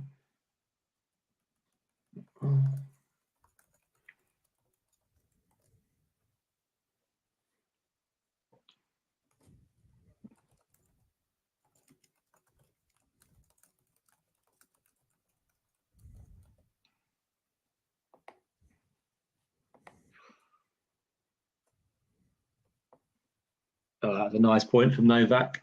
He gets the mini break back.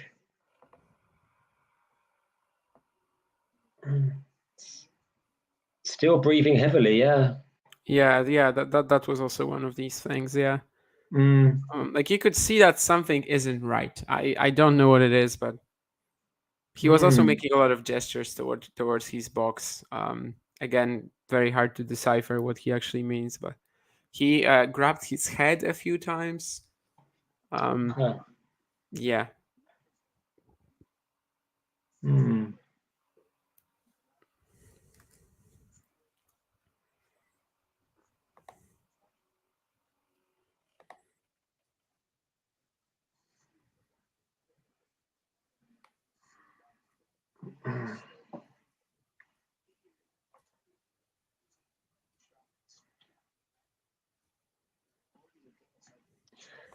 There's still nothing in it. It just come up. Davidovich Fokina's won 3 more points.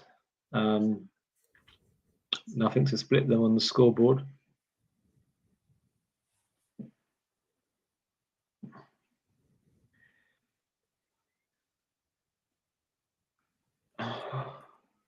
Nice from Novak. He gets the mini break. Didn't quite do enough of that drop shot, Davidovich.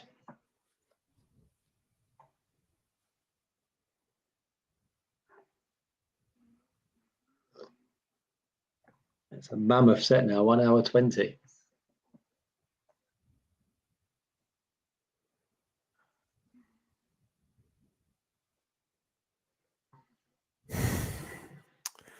Yeah. Davidovich Fokina is definitely doing some Davidovich Fokinaing right now.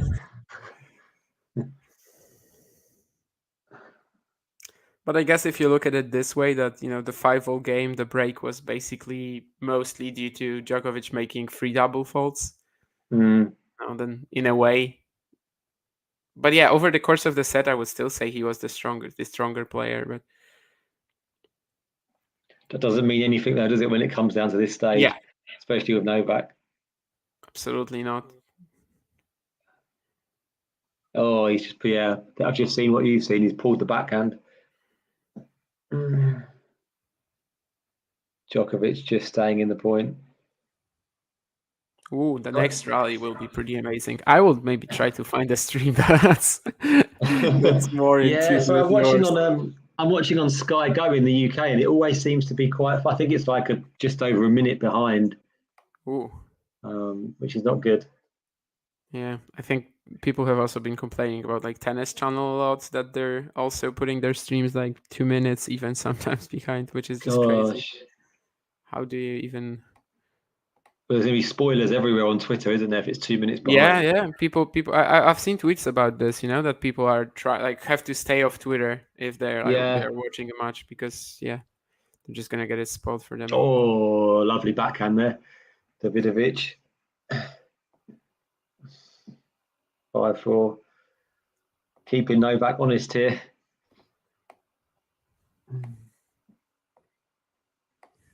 Gosh, I'm just seeing the score there as well. I knew that Sonego won. I didn't realise he was 2 sets down against Rublev. Yeah. Lost the second set 6-love. Wow. Okay. Gosh. That's a big win. Novak's probably quite disappointed that he's not going to see Rublev this tournament. The alternatives are pretty good for him too, I think. Yeah. Kachanov, Sonego, and Hurkacz Varias in the next round, I think, right? No, it's in the next round. It's Hurkacz Varias and then Kachanov for Sonego. So the alternatives are definitely quite good for Djokovic too. He's got a kind draw, shall we say? Yeah. Davidovich goes long with the forehand. A lot of errors from the Spaniard in this tie break, right? Yeah, and Djokovic indeed in like lockdown mode and no errors. Yeah. He can be breathing heavy. He can look like really, really he can sort of look like he's not really there, but he's just so consistent in these pressure moments.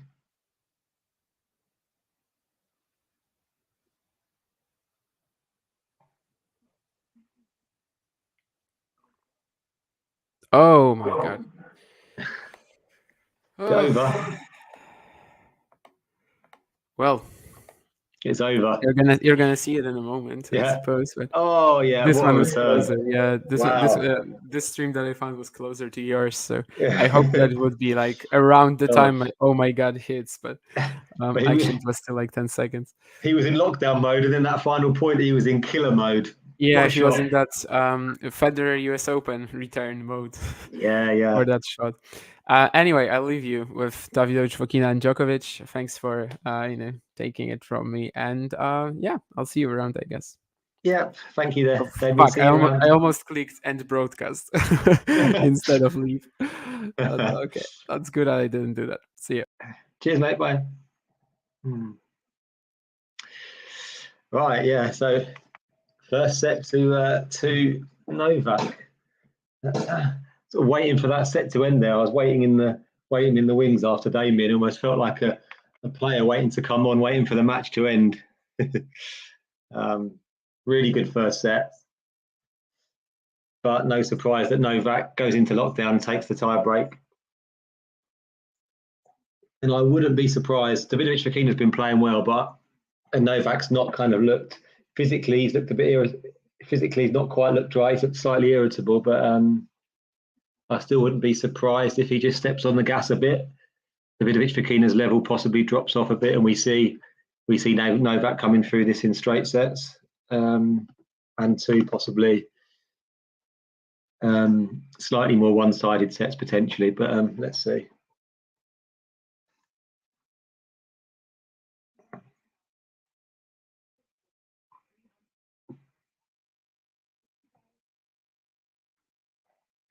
Ghosty not feeding the clay courts at the moment. Hopefully this will teach Rublev a lesson about the true nature of clay courts. Utter misery. Bring on the grass, I'm ready. Oh yeah, here Ghosty. I'm going to be at Surbiton next week for the channel. So yeah, hopefully bringing you a little bit of coverage there, because Andy's playing. We've got Evo there. Then we've got Liam Brodie there as well. Friend of the show, Liam Brodie, is also going to be in Surbiton. So yeah, that should be fun. Been a rough day for me already. Stearns obliterated, Rublev knocked out, and now ADF is in a hole. I mean, were you expecting Ghosty ADF not to be in a hole? I mean, he's had a pretty good first set, relatively. I guess you could and should have won it, but yeah, He did push Novak.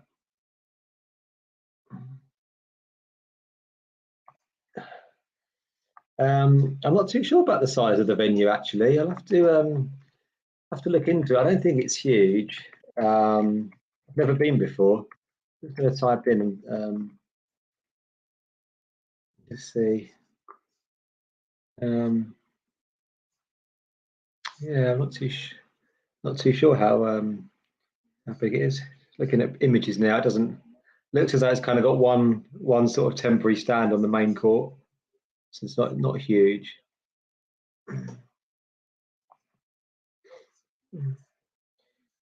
Just showing a view of Paris. Nice sunny day. Quite windy as well. It's been a sunny but windy tournament as well, hasn't it? This year's Roland Garros so far.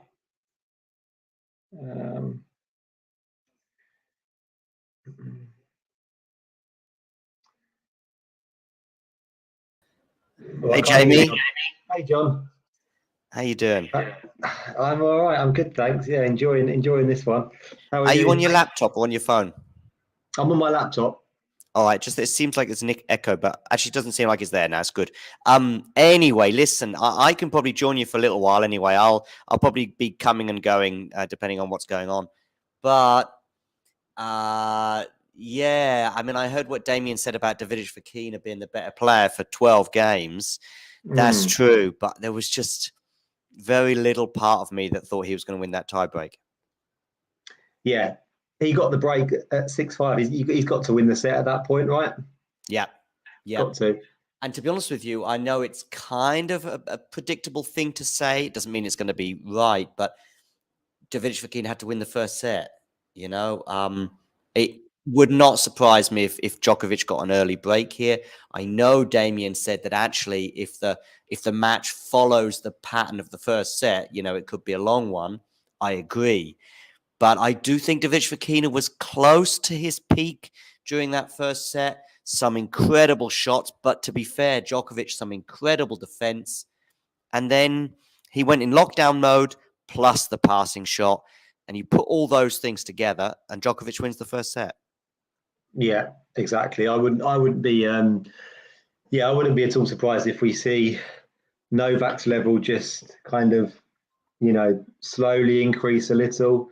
Davidovic's maybe slowly come down a bit because that's going to be tough to take mentally. You know, an hour and 20 minutes, as you say, playing close to your best, losing it in a tiebreak, not just losing it, having the opportunity to serve it out as well, and not doing that. Going to be interesting how Davidovich. You know, we know how Djokovic is going to be here now. He's going to be bouncing around the court. He's going to be on his game. It's going to be interesting to see how Davidovich is here at the start of this second set, whether we just see a drop off or not. I hope we don't, because as you say, if we do see a drop off, then you know this match might be over a bit quicker than we might have thought in that first set. Sorry, Jay. Maybe my microphone is a little bit louder than I intended. I'll probably put it a bit of a further distance away. Maybe that works a bit better. So I do apologize, especially if you've been listening on earphones. Yeah, all of the above, I agree. By the way, a rough result for Rublev earlier. It's really not been a good day. Jane is a big fan of Rublev's, and he went out in 5 sets, but also in a painful manner, winning the first 2 sets, including 1 for 6 love, by the way. But anyway, Davidovich Fokina has started this second set. I think you and I might be close in terms of where we're at in terms of because I was a bit behind Damien as well. So I Davidovich has just served, just won the first point. Yeah. All right. Well, I've got 15 left. Listen, I'll talk us through this point, and maybe I'm a couple of seconds ahead. So Davidovich Fokina goes down the tee, forehand return from Novak, backhand goes long from Davidovich Fokina. Yeah, you're a bit ahead. Yeah. 20, all right, well, I'll bear that in mind. I'll manage it so I'm not spoiling it for you. Trust me, I know exactly how it feels and exactly what to do. So yeah, I know exactly what to do. So, John, were you in Paris for the qualifying? No. Okay. I know because there were some clips on Talking Tennis, but I think it must have been. No, I had some people. Let's say no. It looks like I was there, doesn't it? But no, I had I had a couple of people that I contacted and just said, look, how do you fancy donating some footage? And they kindly did so. Right. Okay. Lovely drop shot there from Novak. Are you going to be there for the second week or no? No. No. I won't be. Just give me a second. I'll be back. Go for it.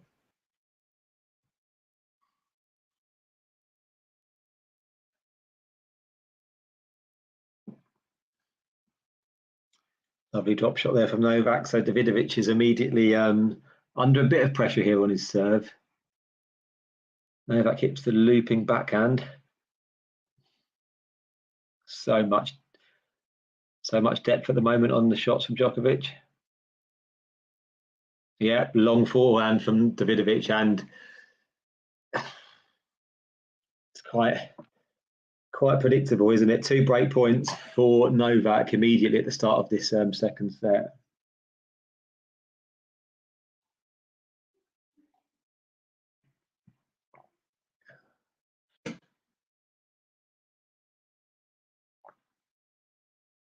Really important for the Spaniard not to fall behind early here, I think.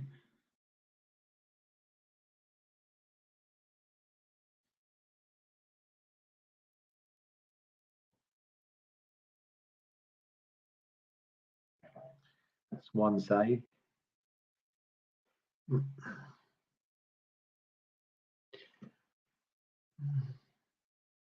Trying to get the stats up for this as well.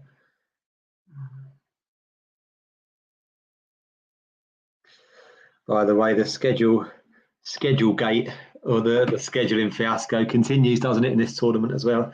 We've got Zverev Tiafoe on Chatrier, the night session tomorrow. Much to people's bemusement. Big point here, start of the first set. Oh, he gets lucky with the net cord, Davidovich, so it goes to deuce.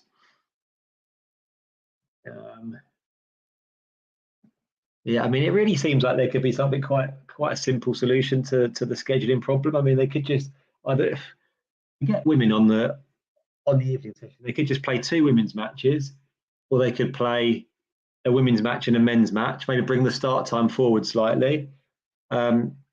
Just seems like they're sort of being quite stubborn and just doubling down what they did last year. It's kind of even worse. There's not been one women's match on the night session this time around.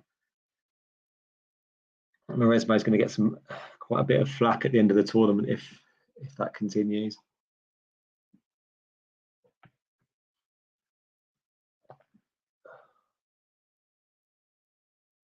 It's break point again. Yeah, I don't know if there seems like it, Ghosty. Don't know. It's interesting, and also 2 matches. It's not like they've kind of been absolutely mouth-watering, eye-catching matches either, is it? It's I mean, it was Alex Molcan he played, I think, on the night session. I mean, and then he's got Tiafoe tomorrow. It's a bit of it. Oh, that's a lovely point. Lovely soft hands there from the Spaniard. Saves that break point. Yeah, I agree, Jane. Tiafoe's always good value, isn't he? He's an entertaining player to watch, but is Tiafoe's Zverev the match of the day? I'd say no, I don't think so. Me, Goff Andreeva, that's a really interesting one tomorrow. We've got Andreescu playing as well. I mean, there's plenty of options, isn't there, for the women to have the night session. No, Federer Nadal take his limelight. Absolutely, Sean. Yeah, it's the first French Open since 1998 without Roger or Rafa. Pretty crazy. The French like Tiafoe. I mean, he's a draw for me, but I don't know about his appeal in Europe. Yeah, not sure. The US Open is where he's had his big runs as well, isn't it? I'm not sure.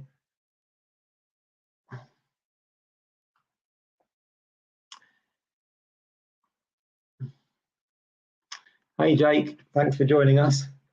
Hope you're enjoying this one. 1 hour 36 so far. We're still in the first game of the second set. It's been a marathon. Djokovic is knocking on the door for a break, but Davidovich holds. That's big. That's big. He showed some real guts there. Takes the first game of the second set. Oh, thank you for joining us, guys. Don't forget to like, subscribe. Thanks for the comments. Keep them coming. As we kind of edge ever closer, right, to that tantalizing Novak Carlos semi-final that everyone would love to see. Well, I think most people would like to see a Djokovic Alcaraz semi-final. Interesting looking match later as well. Alcaraz against Shapovalov. Not sure I can see Shapovalov pushing Alcaraz all the way, but we might have some fun. Might be some nice rallies in there. Shapovalov can raise his game on the big stage. Remember that semi-final at Wimbledon against Novak, where he went down in straight sets, but he had opportunities actually to win all of those sets, I think. So we might see an interesting first and second set, I think, before we see Carlos motor away from the Canadian.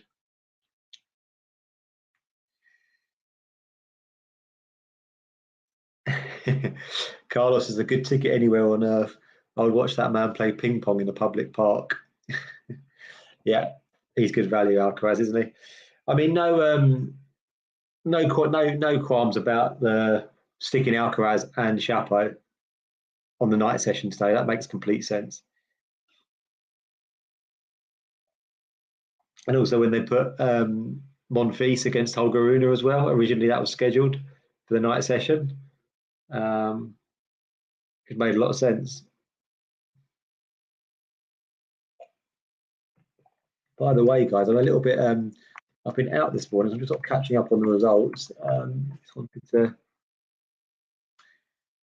Okay, Svitolina's still playing, so she's into a third set with Blinkova up a break at 3-2 in that third set.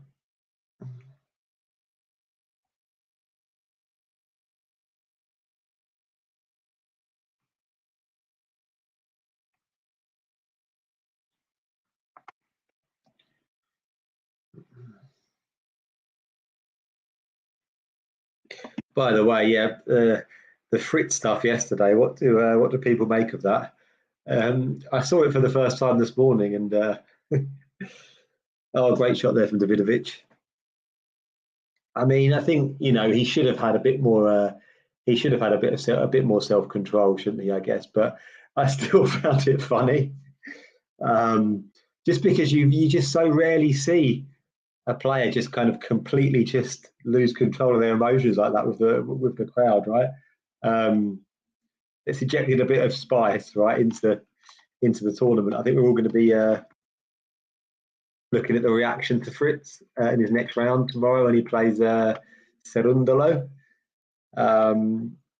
Maybe they think Fritz has primed the pump a little by aggravating the French, and so they could come out to root against Tiafoe. Possibly. I think it's probably going to be a very. I'm not sure if they'll generalise it across to the Americans, but I think they're certainly going to remember Taylor Fritz, aren't they? Yeah, no, I like it, Ghosty, as well. I think it's funny. And he's not. He's just telling them to be quiet, isn't he? He's just telling them to shush. They've been. I didn't catch the match yesterday, but I presume there was a lot of. I mean, was there kind of like cheering his missed first serves and stuff like that? I mean, if that was the case, then I think he's kind of more than within his rights to give a little back. Jake likes it as well. Ghosty likes the French getting rowdy. Fritzy trolling.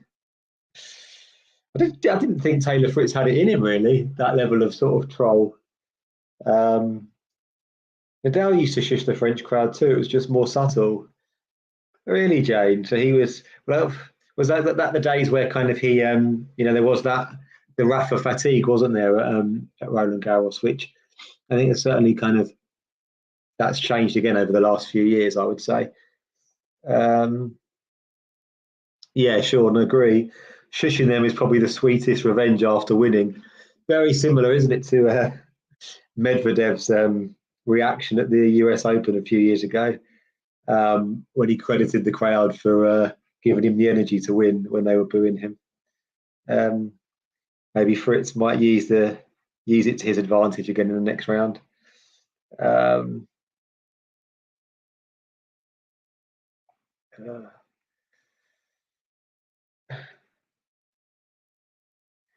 Rafa used to shush them with his forehand. Yeah, good point.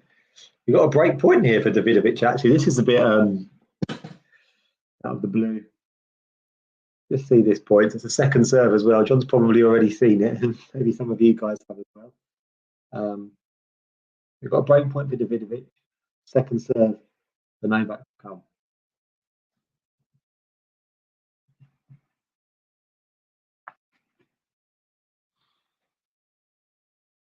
Oh, and he's netted the serve.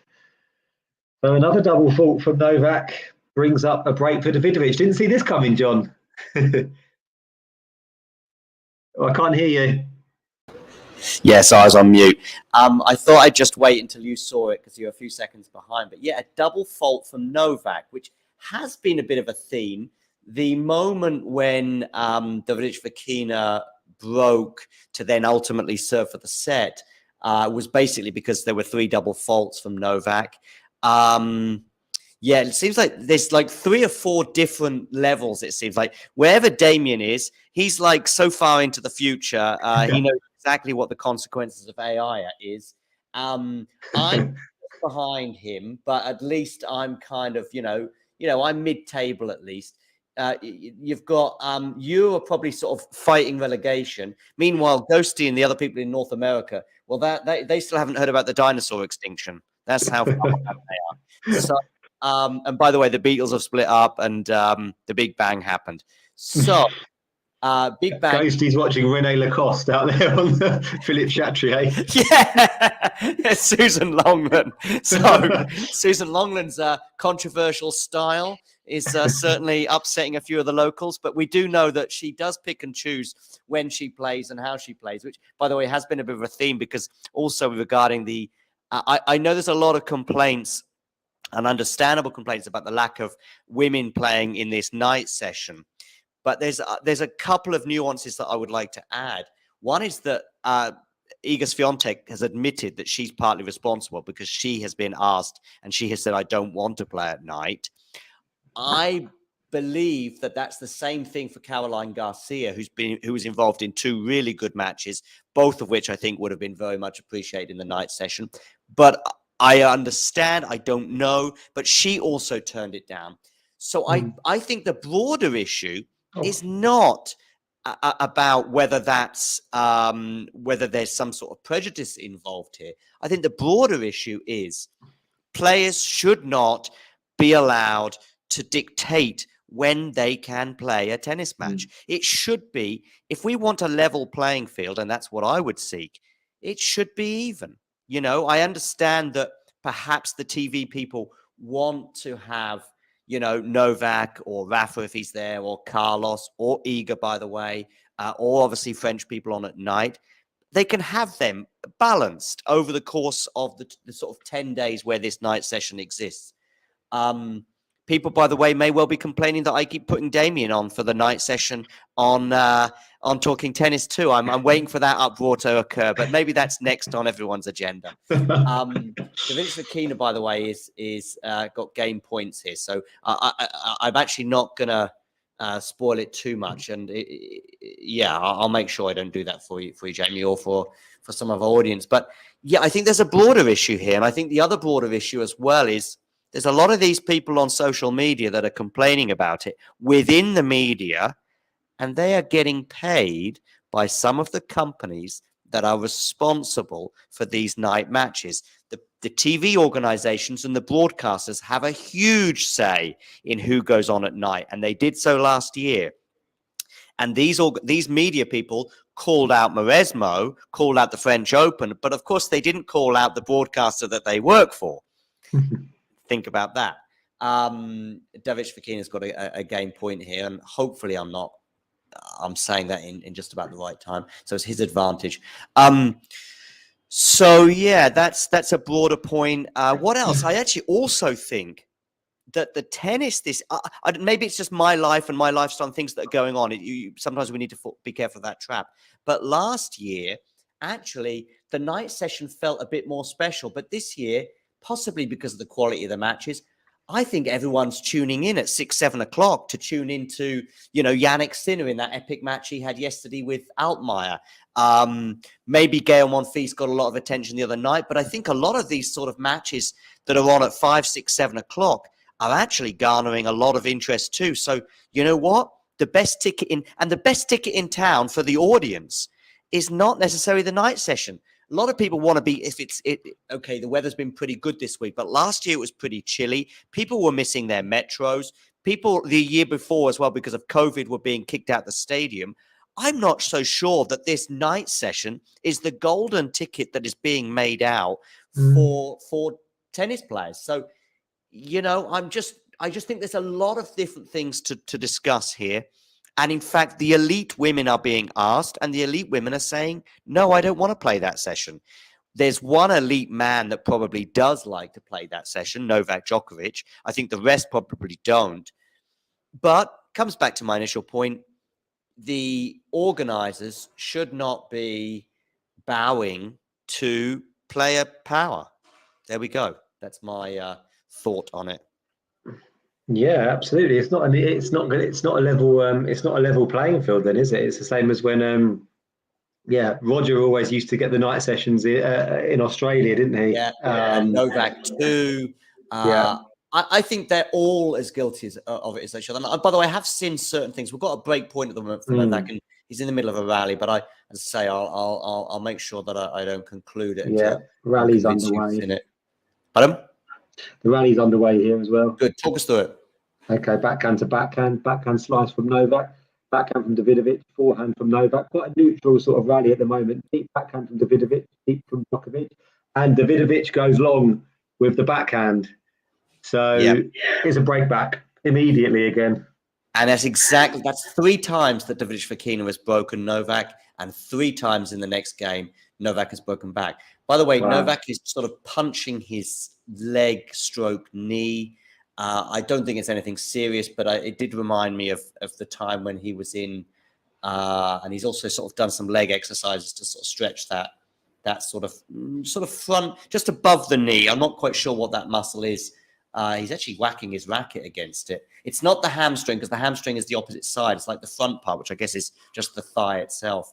It reminds me a bit when he was quite anxious against Daniil Medvedev in that US Open final, when he just punched his knee a few times because he just couldn't get that body moving in the way he wanted to. But that day it was anxiety. I'm pretty sure that he's not anxious today. But anyway, yeah. By the way, John, do we know in the comments, Sean Power, do we know if that's the Sean Power that we went to uni with? I hadn't ever put those two together, but I'm pretty sure that they aren't. He was a photographer, right? That's right. Yeah. If you can confirm that, Sean, did you go to London College of Communication in I'm 22? pretty sure there's a lot of Sean Powers in the UK. By the way, I can probably get us to the end of this second set. If you could see us through can you see us through the third and potentially fourth, Jamie? I can see us through the third, definitely. We'll have to see what the time is. I've sort of got to go around 5:45-ish. 5:45. So that's an hour and a half from now, right? Yeah. All right. So I'm sure you can get to the end of the set 3. We'll see where we're at then. All right, no problem. So Djokovic is serving at 1-2. What I'll do is I think that works quite well in terms of, I'll let you take over. Listen, at the moment it's love all, and if I see something sensational, I'll point it out. But what about some other matches that have caught your eye in results? So Sean's admitting it's not him. No, it's not him. Thank you, Sean. Who are you predicting, by the way, men's and women's? I've got Alcaraz beating Rune in the final, which I think is the same as you. Yeah, it is. I had Medvedev in the semi-final, so I had Medvedev beating Sinner in the quarterfinals, and of course neither of those two are left. In the women's, I've got Iga beating Sabalenka in the final. Okay, So you've gone pretty predictable there. Pretty Quite safe, safe. Jamie. Quite safe, but have you? I don't think you've got any differently, have you? No, I have. Haven't I? No, you're right. I think you're right. Iga Sabalenka, Carlos. Yeah, but I did sort of think that the obvious choice would be to have Medvedev beating Sinner, but I went for Sinner to beat Medvedev. Of course, that looks pretty silly right now. I'm just wondering though, what sort of left field predictions? I mean, I had Alcaraz beating Djokovic, Rune to get to the final. That wasn't easy, but I had Iga to beat Barbora, Iga to beat Rybakina. Have I got Sabalenka in the?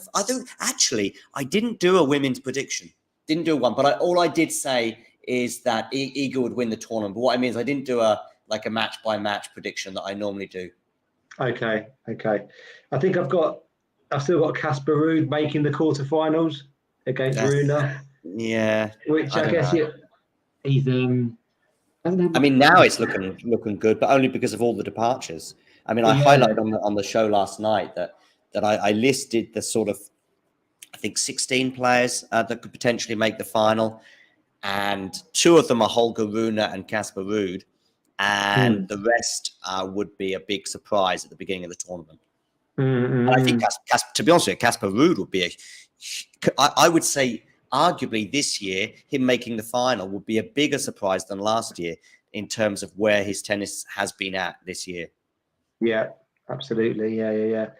I mean, I still don't think Ruud is going. I still would be quite surprised, to be honest, based on what we've seen from Ruud this year, to still win another, third? He still have to win another 4 matches to get to the final. Yeah. I'd still be quite surprised, I think, even if the draw has opened up somewhat. Yeah. I'm picking Holger. I picked Holger at the start to come through that half. Yeah.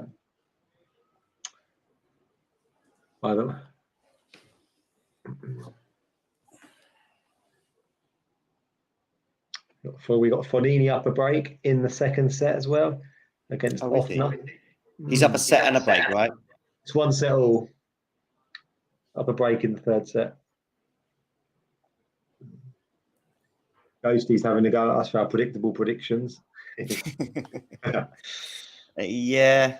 I mean, Swiatek and Alcaraz, but What can you've got to go where the points are, right? You've got to go with what you think as well.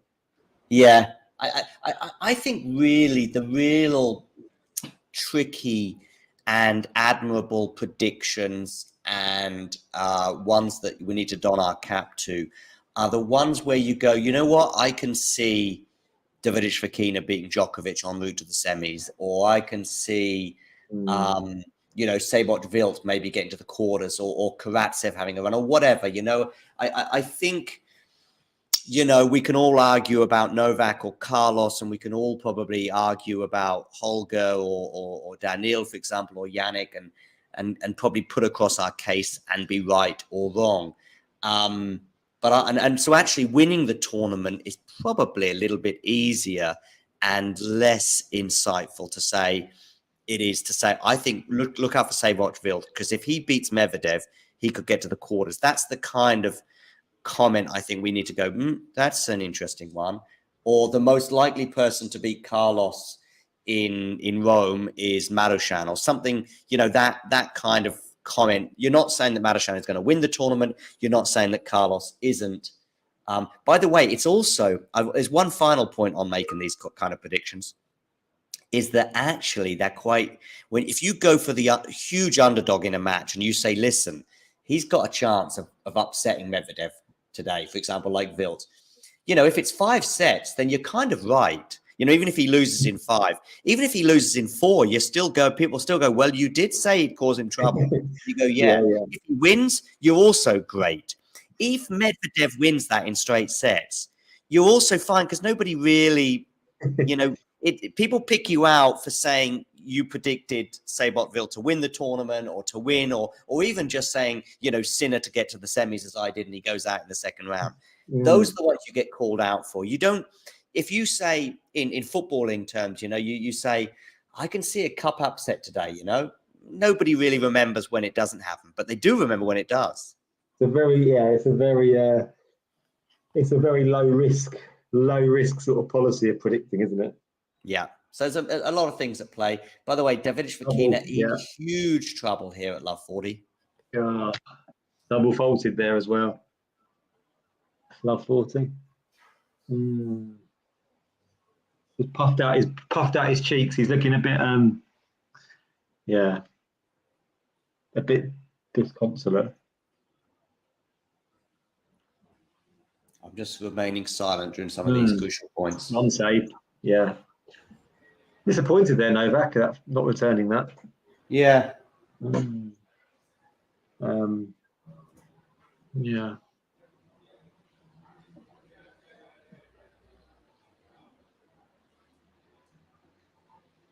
Second serve. Novak's got another second serve to look at. By the way, Novak's not looking like he's struggling. Jamie, just when you're in that position, we can hardly hear you, by the way. Sorry. That's all right.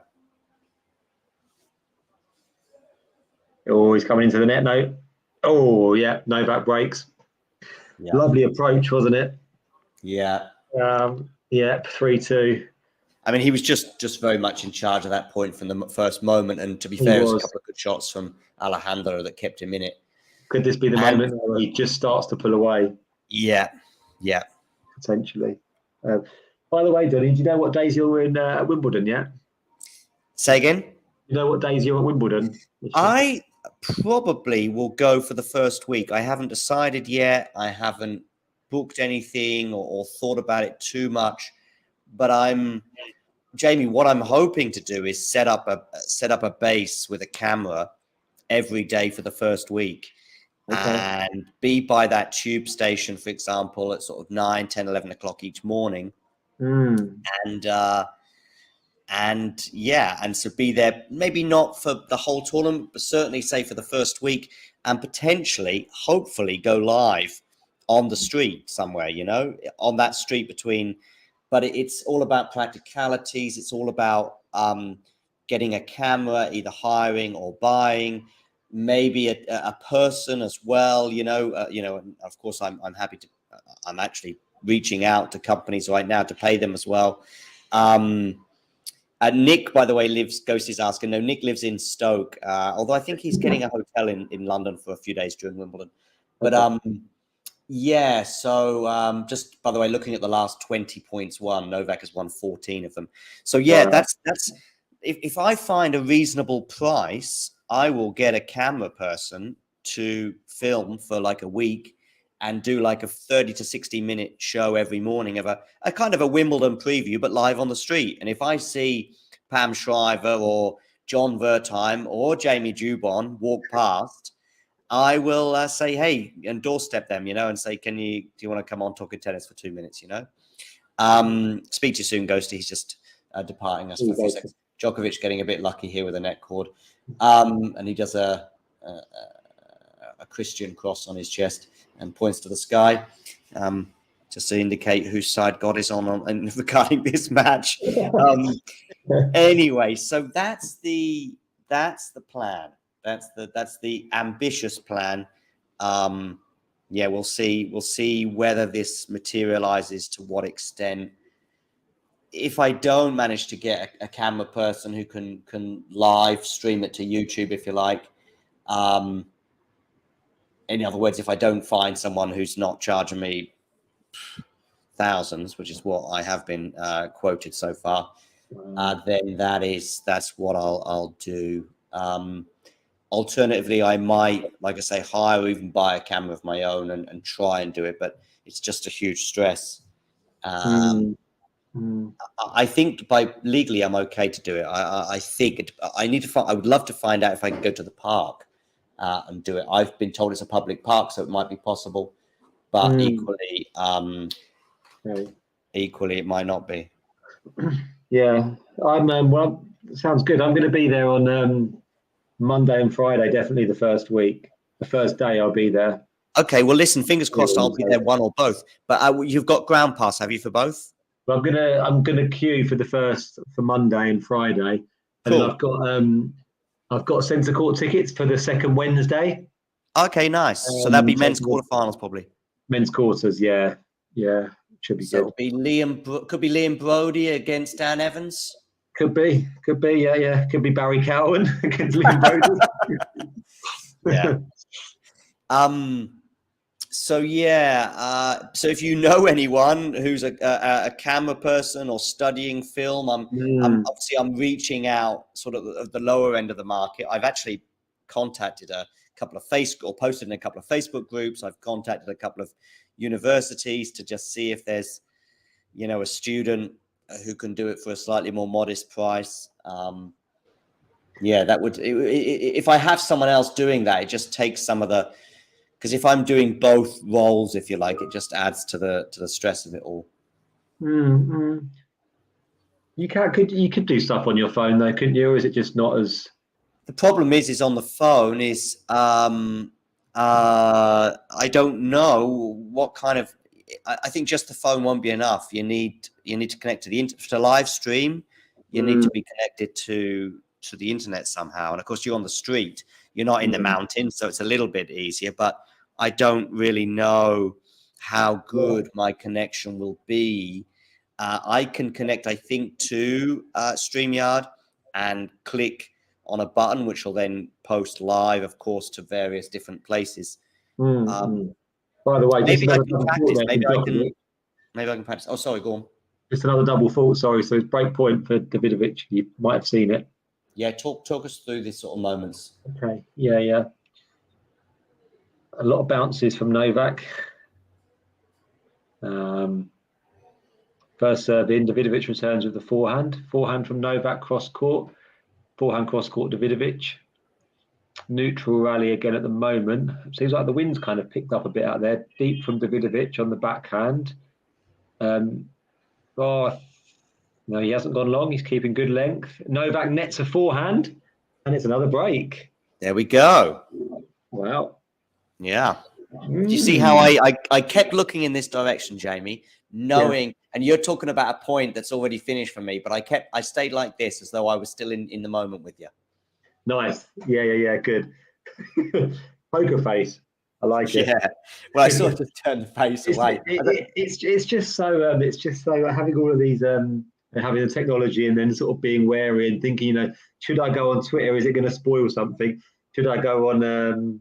I'm so used to just watching sport now on like streams at home, and it's just inscribed in my head to not look at stuff. I've even had it when I've been at live sporting events. I've had a thought that's been like, oh, I shouldn't go on my phone.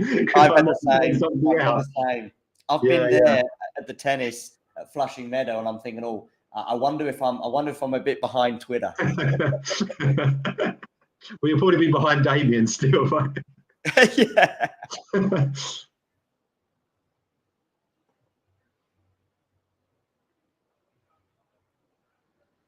A lot of breaks in this match. I guess it's quite surprising that Novak's not accelerating away, and I think it's I'd attribute that actually to the way he's playing. I think he's playing quite he's been quite up and down in this set, and from what I gather, the match overall hasn't quite been at his best. And we all know that he doesn't like playing in the wind. I don't wonder how much of a factor that is. It's been windy all week over there. Yeah. No, I know what you mean. I thought Novak would probably sort of ease himself away, having got that break advantage. I mean, actually, the match has kind of gone the way I expected in some respects. I expected Novak to find it really difficult. I did suggest that he may well drop a set. It's easily the toughest player he comes up against. Davidovich Fokina, by the way, I saw him play live against Carlos in Barcelona a few weeks ago. He was the only person who really, really pushed Carlos in the entire tournament. I think it was 7-6, 7-5. There were frequent breaks of serve. I do think Carlos's serve is probably a little bit weaker compared to Novak. So, Carlos being broken is not, at the moment in his career, is not that crazy, although I do think he's made some improvements. But yeah, and by the way, right now, points won 69 each. So that gives you an idea. But I do. Think this is, oh, sorry, John. Go on. No, I was just going to say, sorry. I was just going to say, do we think this is probably Novak's toughest matchup really until a potential semi-final? Yes, I do. I do. I think his quarterfinal. You mentioned we're going to be Tsitsipas, right? Potentially. There's nothing that I've seen from those two in all of their matches across hard and clay. Particularly, I would say since 2-0 at the French Open, since that match, there's nothing that suggests that Tsitsipas is going to beat Djokovic. Doesn't mean he won't, but Tsitsipas is scheduled to play Alcaraz, John. Oh, is he? Sorry. Okay. Yeah. Oh, well, there we go. Let's revise that. And I should have made the prediction myself. Same thing, really, actually, with Tsitsipas and Alcaraz. I actually saw them live as well in that final in Barcelona. And nothing to me says that Alcaraz is not going to win that match, but who knows? Who is it that Djokovic could be potentially playing the quarterfinal then? Well, it would have been Rublev. So we've got Sonego. Is it Khachanov and who's Khachanov playing next? It's not Khachanov beat Kokinakis today, so could well be. Yeah, it's either Khachanov, Sonego, and there's another. Yeah. Oh, interestingly, Arina Sabalenka didn't do an open press conference today, following some, highly charged is what Pam Shriver calls it, press conferences regarding the situation in Ukraine. Yeah, one of the journalists, I think, kind of perhaps overstepped the mark with her, maybe. Yeah, I saw it. The problem is that no one is not no one is right. The problem is that, she's been, in the way I see it, she's been played in the past by the dictator in Belarus, as are so many famous people. They don't really know what they're doing. They just want to play tennis. But, whether it be Özil in Turkey or whether it be other famous people that just, or whether it be Noel Gallagher at number 10. I don't know if you remember or heard about that in the 90s when Noel Gallagher said he regretted it, they're all being used to gain popularity, to gain votes. And they don't really, honestly, I don't think they necessarily realize that. In fact, I'm sure they don't, because you're just living and breathing and living in probably a nationalist society. And by the way, the other alternative is that they're also potentially living in fear. You can't necessarily turn down an invitation from the dictator in Belarus. So that's the first thing. That doesn't mean that she doesn't. And so from the journalist point of view, it doesn't mean that the journalist isn't. I don't think there really are any, not off limits, that's not the right word, but there's a lot of questions that are okay to ask. She may well have family in Belarus. I don't know how comfortable she would feel about probably saying what she really thinks. Probably by saying the things that she said, actually, because listen, if she really loved the scenario right now, she would come out and say it, but she's probably fearful of all the different answers she could possibly give. Does it justify, of course, the millions of things that are going on? No, but if you said to me, John, speak out against X, Y, and Z, but knowing that if I do, that this could put family or friends at risk, it's easier for me to just say no comment. And that's the horrible scenario we're in the world. By the way, on a much smaller level, much smaller, there are also questions that you can ask at those press conferences, and you may risk your press pass. So it's actually sometimes a brave thing to say to Seboc Vilch, as he was asked after his win. I don't know if you saw those questions that were being asked about the allegations against him. Trust me, actually, it's easier to just congratulate. I mean, journalists most of the time just go, "Oh, congratulations on the win today," which I also think, I personally avoid saying. I don't have an issue with it. I'm okay with it. I know some people get more passionate, but it's easy to say amazing win and just kiss the guy's proverbial. It's much trickier to call him out on facts. And really, he should answer those questions because, you know, these are facts. They're all out there. He says this is not the time nor place to answer those questions. He said, well, when is it? Because he's not answering those questions to the police as they would like. So, Yeah. and those questions, by the way, will get you, can get you a ticking off from the press officer.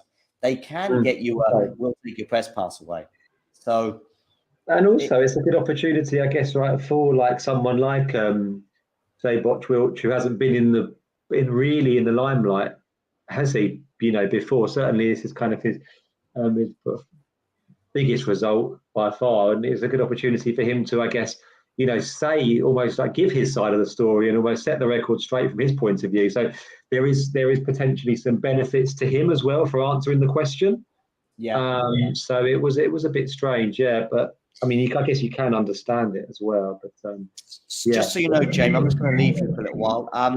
If you want to press a promo, which will give you a 60 or 90-second break, there are, if you click on brand on the right hand side, you'll see we've got Coco Golf, we've got Watch Along 90-second program, we've got My Movie one, and we've got French Open promo. All of those with different time things on them will give you a 60 seconds or 90 seconds to get a glass of water or a cup of coffee. Okay, I just press on them and that's it. Just click on them. For example, I'll play My Movie, which is Nick's power rankings. Click on it right now. If you enjoyed this video, make sure you hit that like button. No, wrong one, Jamie. Okay, go down to the last four. Click on My Movie 1. I should have renamed it, really. My Movie 1. Yeah, sorry.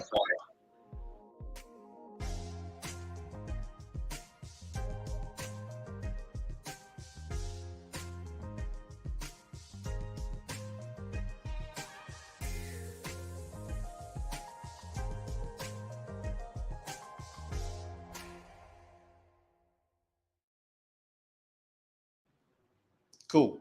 So that's any easy. of those four.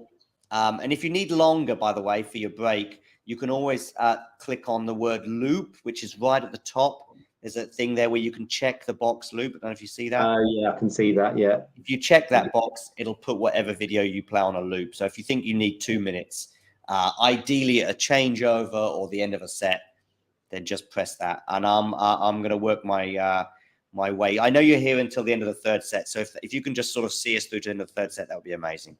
Definitely, yeah. Cheers, John. Cheers, Jamie.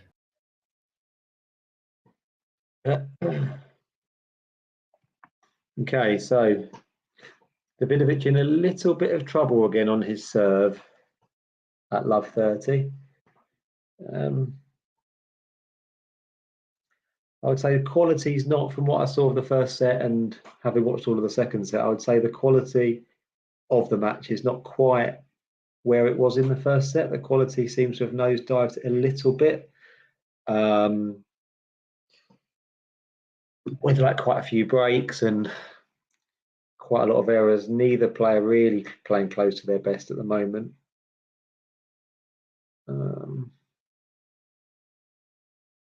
Oh, Davidovich, bit wrong-footed there, and he's put a backhand wide. And it's 15-40. So 2 break points for Novak to serve out this set. Yeah, big points approaching here.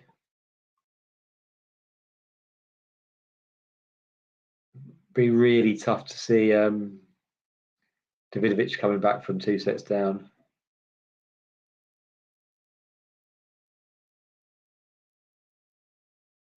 Big forehand from Davidovich. Djokovic retrieves it with the backhand. Davidovich dictating. He's coming into the net. Backhand volley. Novak's got the chance to pass. And Davidovich nets a volley.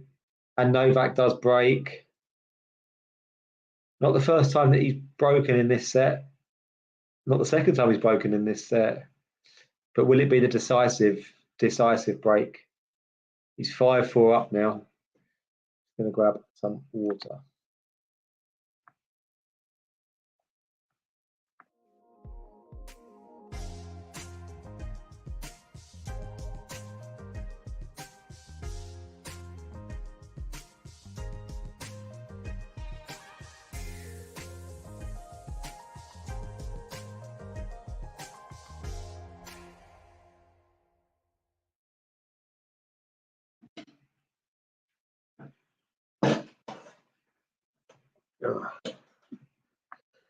So yeah, hit the subscribe button, guys. Like, subscribe, comment if you're enjoying the show today. Of course, talking tennis here, guiding you through all of the action at Roland Garros. As I say, will also be myself. Will be on site at Surbiton next week at the Challenger, first of the grass court season. We've also got coming up as well in the Wimbledon pre-Wimbledon tournaments. I've got myself and Nick in Birmingham as well for the WTA event over there in the Midlands in the UK. So we've got some feet on the ground as well. Hopefully having some people at Wimbledon too reporting from there. For this tournament, we're just kind of giving you sort of watch-alongs, giving you content as Novak comes out to serve for a 2-sets-to-love lead. Just trying to find out actually who he's going to be playing in the next round if he comes through. So he's got Khachanov or Sonego in the quarterfinals if he does get there, which feels quite kind, I would say. Yeah, let me know in the comments who he plays. Alejandro, Sport and Politics says, don't know if that's just related to the score or the point that maybe you've just seen, but Davidovich should have had that point there. Now Novak's back in it. Brilliant defence from Djokovic, which is to be expected. Very windy out there, it seems. Lovely drop from Davidovich. Djokovic is there. Davidovich takes it. Lovely point that was. Lovely point. But yeah, Sport and Politics. People say sport and politics shouldn't mix, but of course we know that's kind of impossible. And yeah, nice username there. Davidovich Fokina's played well though. He's we've been going for 2.5 hours now, I think almost, and it's been really nip and tuck. It's been extremely close. Davidovich had chances. He served out. He had a chance to serve out the first set. Couldn't do it. And they've traded breaks really in this second set. Probably first set was high quality, I would say. Second set a bit less so. Yeah, Novak's not been at his best. Lot heavy wind out there, which may be contributing, or lots of windy, as Alcaraz would say.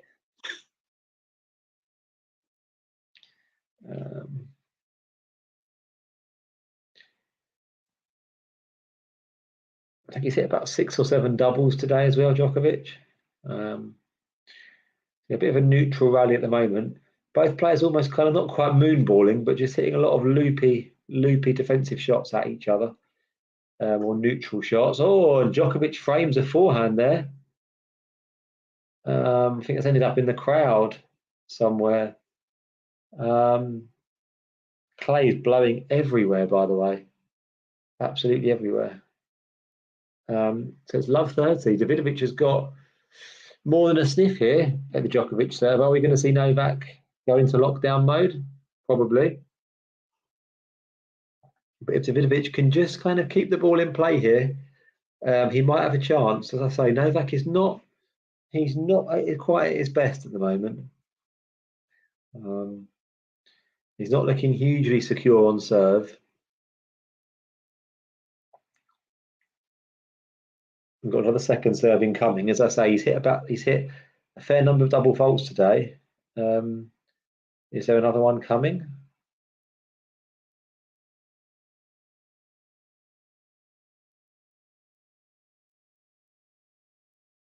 Oh, it's a bit of a misjudged ball toss there from Novak.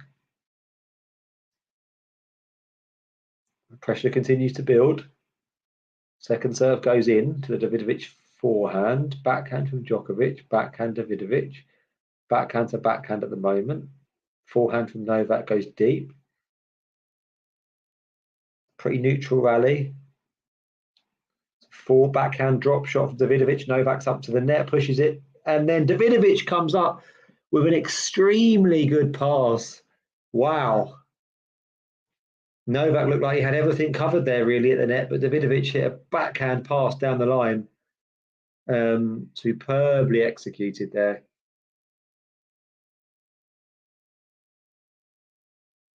And it's like 40. Did not see this coming. There's already been a couple of times in this second set where you just thought Djokovic might just start to pull away, but Davidovich has kept him there and not let him get away. And now he has a chance for 5-all. Chance to break straight back. Another misjudged ball toss. I think the wind's really a factor out here. Of course, we know how much Novak detests the wind. Loopy return from Davidovich there. Davidovich should put this away now. Oh, Djokovic does go long, wide, sorry. And it's a break back. We're back at 5-all. I think they've traded 3 breaks of serve each, I believe, in this set. So yeah, really up and down set. We had 90-minute first set, which had lots of quality actually. It was a really, really from what I saw about half of it, it was pretty high quality. This a bit less so, but it's still very, very intriguing. Yeah, Davidovich certainly needs his second set though, doesn't he? If he's going to make it keep it interesting and have a chance of staying alive.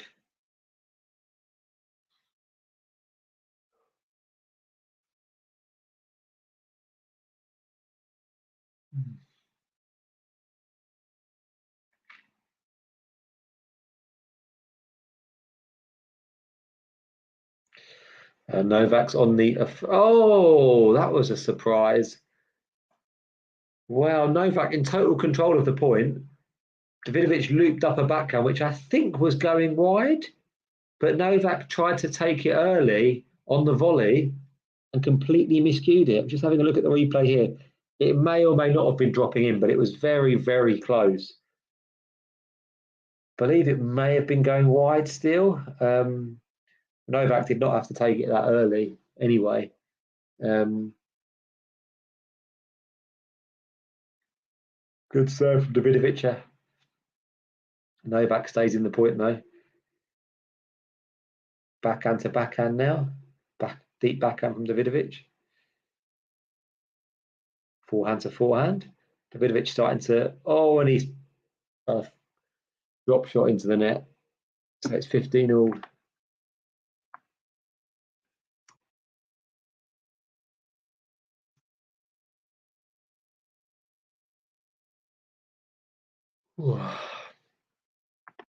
Thanks for joining us, guys. Keep the likes coming. Subscribe. 4th meeting between these two today. Djokovic leads the match up 2-1.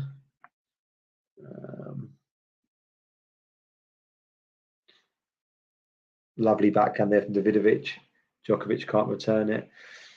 Of course, Davidovich winning their most recent encounter in Monte Carlo last year. Davidovich coming through that one, a 6-1 in the third. Novak winning their 2 previous meetings. Tokyo Olympics, round of 16. I don't remember that one. And then at Masters 1000 in Rome as well, Novak coming through that. All on 3 of their 4 meetings have been on clay. The Tokyo Olympics was, of course, on hard. Novak went on to then lose to Sasha Zverev, didn't he? And went on to lose to Pablo Carreño Busta in the bronze medal match. That was a great return from Novak. Oh, he's really utilising these backhand. Novak wins the point. He's really utilising these backhand high loopy balls at the moment, Davidovich. Novak chose to take that one on the volley, like a drive forehand cross-court volley, and it paid off. I mean, Davidovich still should have made the backhand. He'll be disappointed about that. He's under pressure again on this serve. Nobody is holding serve very comfortably at the moment.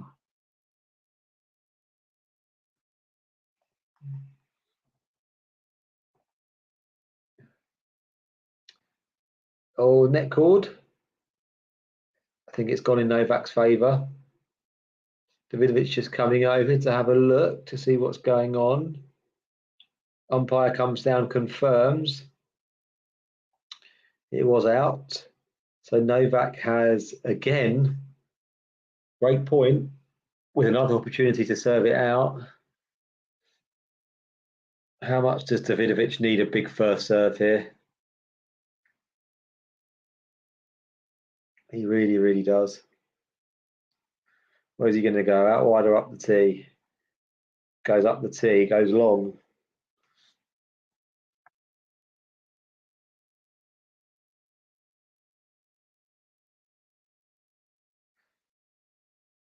Oh, bad return there from Djokovic.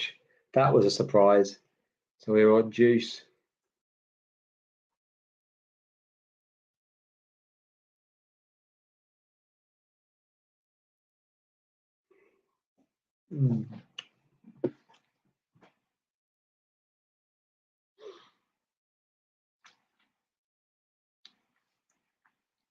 Like a lot of games have gone to juice here in this one. Second serve for Novak.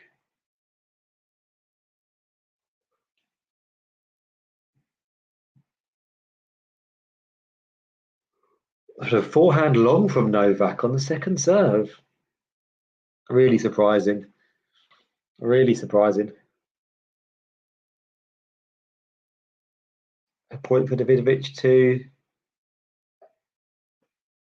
edge closer to taking this second set, or to at least guarantee himself a tie break. Great serve down the tee.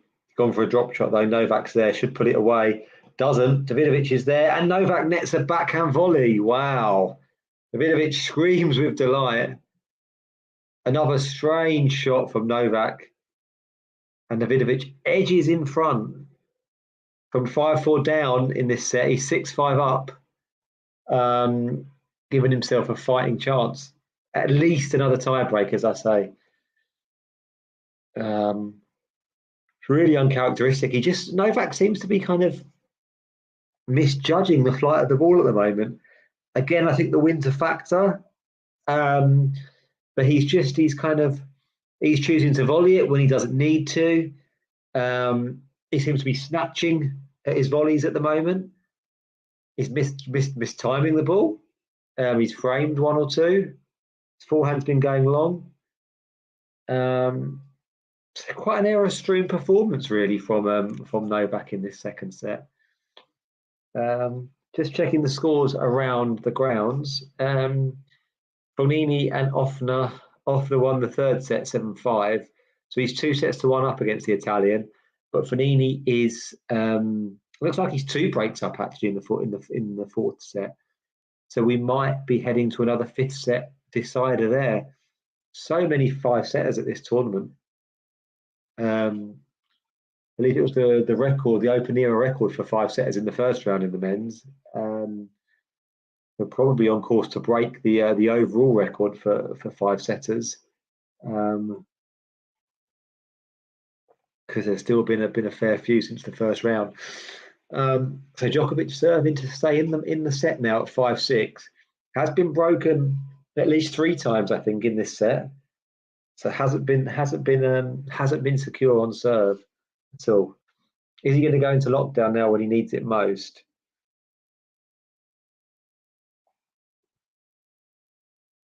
Big serve from him. Great return from Davidovich. Great backhand from Davidovich.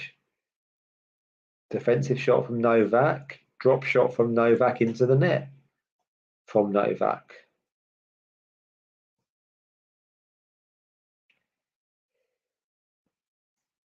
Surprising to see him play a drop shot like that there.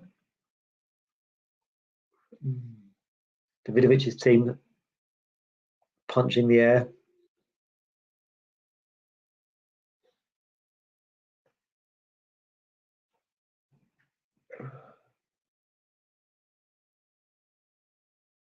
His first serve percentage in this Djokovic as well must be quite low in this second set. I'm just going to check out the stats for you guys.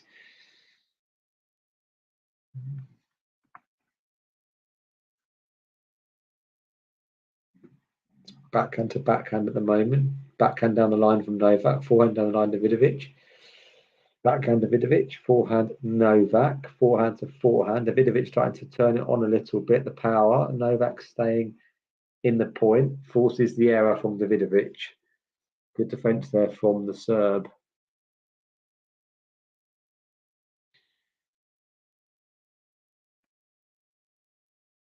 Yeah, so just having a look at the...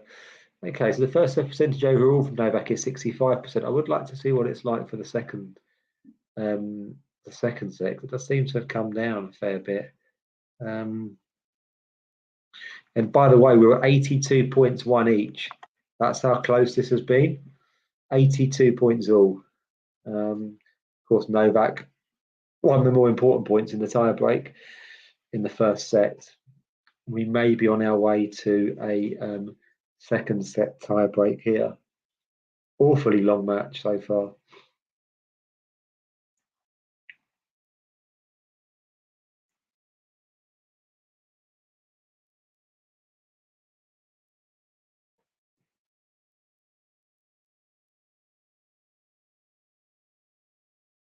Cross-court forehand from Novak there, very nice.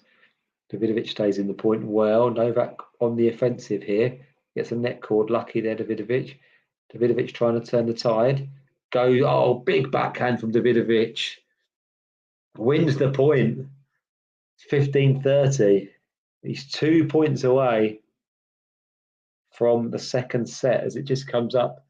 The logo on Philippe Chatrier, victory belongs to the most tenacious. A lot of tenacity being shown there from Davidovich.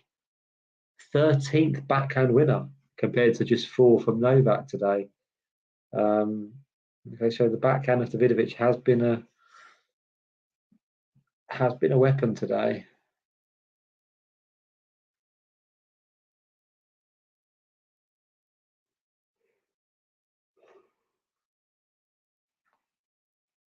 Cut serve and volley there from Novak. Puts away the smash, does he? No, he doesn't.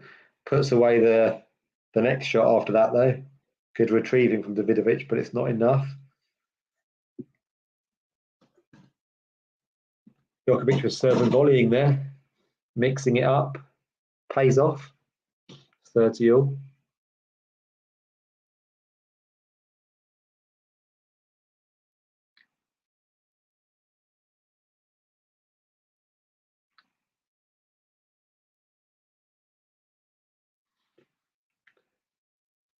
Pressure point coming up. Big serve down the tee from Novak. Cross-court forehand from Novak. Davidovich is retrieving, and his retrieval has ensured that Djokovic has gone long with the forehand. It's set point for Davidovich Fokina. Huge credit there to the Spaniard for just getting the ball back, forcing that error. Almost Novak-like, actually, the way he just made him play an extra ball. Novak couldn't make it. So we've got set point. Has to take it, Davidovich. If it goes to a tie break, you can just see Novak locking down like he did in the first set, can't you? He's got a chance here. See if Novak takes the racket out of his hand or whether he just goes into lockdown or he's missed the first serve. Big chance. Has to be aggressive. Can't start to let Novak dictate here. Backhand from Davidovich, backhand from Djokovic, backhand Davidovich, forehand Djokovic, forehand Davidovich, cross court, big forehand from Novak, backhand Davidovich, backhand Novak, forehand Davidovich, forehand Novak, forehand Davidovich. Quite a neutral rally at the moment. Forehand from Davidovich. Doesn't really want to get engrossed in that, and Davidovich goes long with the backhand. Not sure if he didn't quite do enough there. Davidovich, maybe wasn't quite aggressive enough. I mean, credit to Djokovic for obviously staying in the point and locking down, as you would expect from him. But yeah, he drew the error out of Davidovich, and I think the Spaniard really wanted to be the one dictating there, particularly as he had a second serve to look at. We're at juice anyway. It's a good serve from Novak. He thought about coming in, didn't. Sliced backhand from Davidovich, forehand cross court from Djokovic. I think that's a long forehand from Davidovich. It was close to being a great shot actually on the baseline, but it was long. And it's advantage Novak. By the way, if Novak does end up taking this second set as well on the tie break, there's been opportunities in both sets for Davidovich.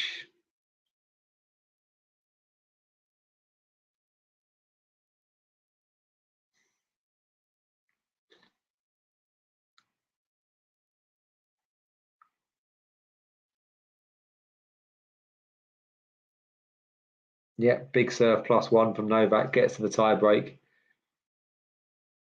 That was gutsy from the Serb. You wouldn't expect anything less, really, would you? Tie break. What are we going for, guys? Put your predictions in the comments. I'm going to go for Novak to win this 7-5.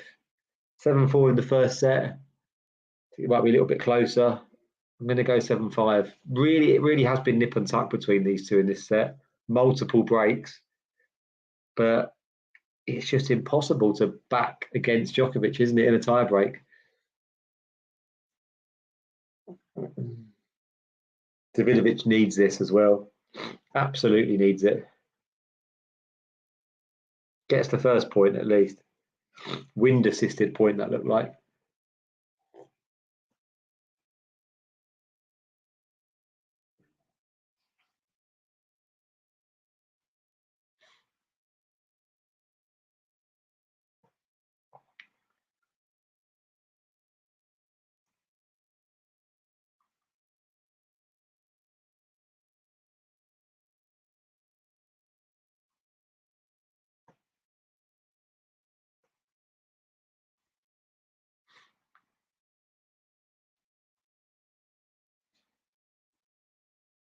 And it's 1-1. I'm just going to plug my charger in just 1 second.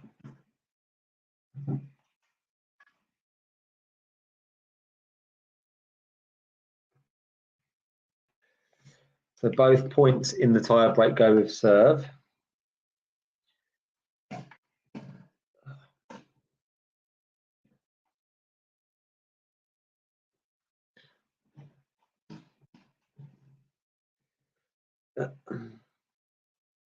It's a big forehand from Novak. He's coming into the net. I don't think he needed to take that actually, but this is a good point. Lob from Djokovic, and he's gone long. No, has he gone long? What a lob that was. Davidovich retrieves it. Smash from Novak. Backhand from Davidovich. Backhand from Davidovich down the line. Novak retrieves it.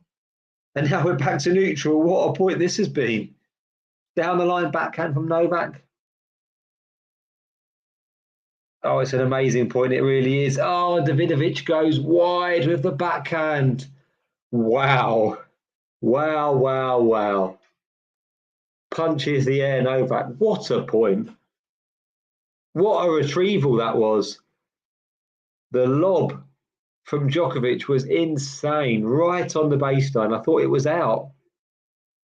Incredible point. It's just for 2-1. I mean, Davidovich did well to retrieve it, really, but it was a wonderful lob.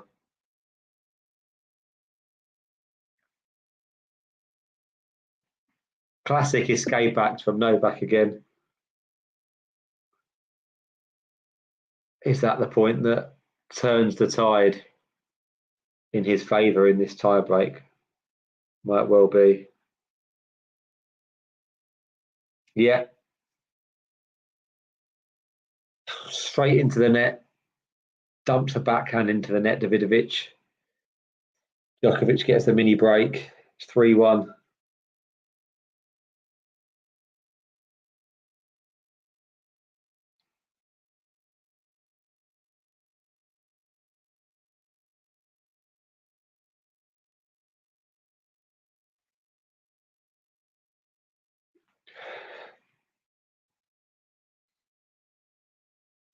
And he nets a forehand, Davidovich.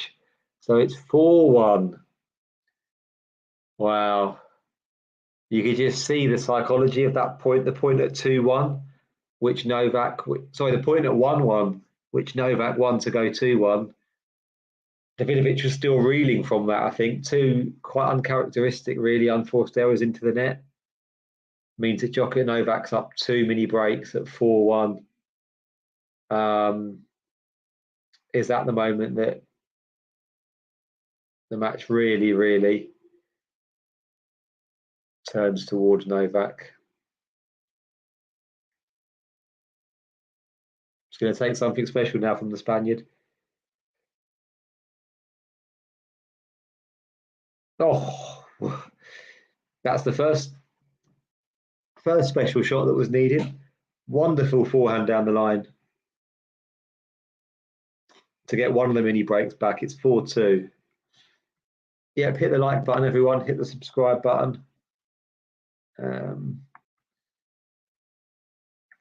Thank you, everyone, for joining us as well. Yeah, it's been a pretty epic. Not in terms of quality, but in terms of length. Anyway, I think we're approaching the 3-hour mark now, and we're still in the second set tie break. So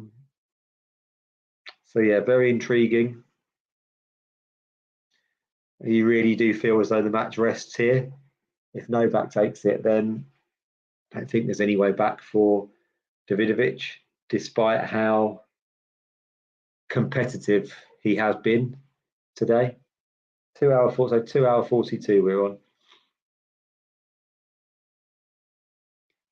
Djokovic serving 4-2 up in the tie break. Where is he going to go?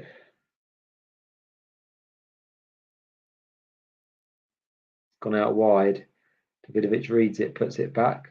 Quite a passive forehand there from Novak. Looks like he's just happy to play the long game here. Taking the pace off with some short forehands there. Oh, and Davidovich comes up with an amazing forehand drop shot winner. It's 4-3. It was really, really passive though from Novak. Just completely lost his length there with those two forehands. Davidovich took advantage with a wonderful drop shot. So we're back at 3-4. Really surprising. But then again, not that surprising in terms of how this match has gone. Novak's just not been able to accelerate away. Oh, he's putting on the afterburners, but Davidovich gets it. It's 4-all. Great comeback from the Spaniard here. Yeah, a lovely drop shot, which Novak had to put the afterburners on to retrieve. And then Davidovich just put it away nicely. Even the great Serbian couldn't get to that one. Absolutely, yeah. Alejandro's making a much bigger fight of this than we would have thought. Big serve there from Alejandro, and he's got it to 5-4. Wow. 4 points in a row from the Spaniard. So if my prediction of 7-5 to Djokovic is going to be right, Djokovic is going to have to win the next 3 points, which of course you wouldn't put past him. But yeah, Davidovich has done really, really well to come back here. I would say it's more been Davidovic's doing, actually.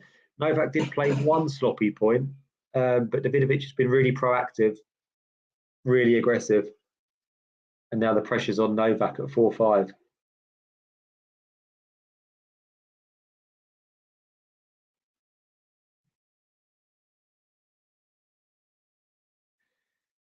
I took a bit of pace off the serve there, Novak. So just trading backhands in quite a neutral position at the moment. Who's going to blink first? Now it's forehand, and Davidovich goes long forehand. So it's 5-all. See Novak just almost just tempting him there, just saying, go on, go for it. And that's what Davidovich did, but unfortunately for him, he couldn't make it. So we're at 5-all. Who's going to get the set point here? It's going to be Djokovic. Don't forget, Davidovich already had a set point. We had a break point. Sorry, had a break point in the second set. I'm not sure if it was a set point. Anyway, here we are, 5-all. Forehand from Novak. Oh, that was a weird volley there from Djokovic. And they're going backhand to backhand. Now it's forehand to forehand. Backhand from Davidovich down the line. Djokovic staying in the point. Gets great length on it. And it's backhand to backhand. Doesn't really want to be going backhand to backhand here. Davidovich, and it's a great forehand from Djokovic, which Davidovich can't get back over. So it's 6-5. Set point for Djokovic. Oh, this has been going this way and that this set. It's tiring me out just watching it.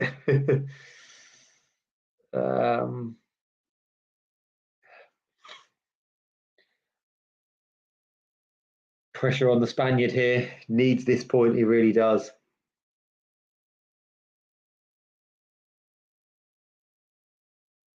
Five, 6. Where's he going to go? He's gone down the middle. Djokovic returns.